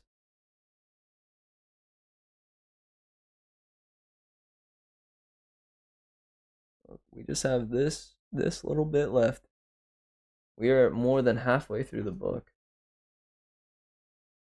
Whew. Oh, you're good, Keaton. Worry not about the delay. Okay, guys, it's hit 1 a.m. where I'm at, and in an effort to not let things devolve as much as they did last night, I'm gonna go ahead and start up the outro. Okay. much love, everybody. And yeah, thanks so much for being here. I care about each and every one. Wrong one. Oh, much like No. Sorry, dudes. My bad. There we go. Okay, guys. So, thanks every single one of you for being here. I pray it was a relaxing time, and I know I certainly enjoyed myself, so that's a plus.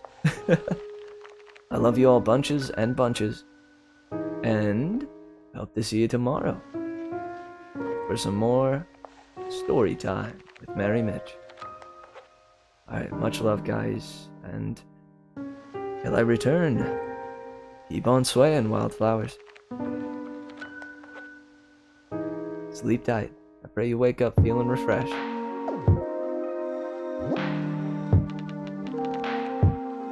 And take the merriment we created tonight, hold it deep into your heart, and let it flourish into the morrow.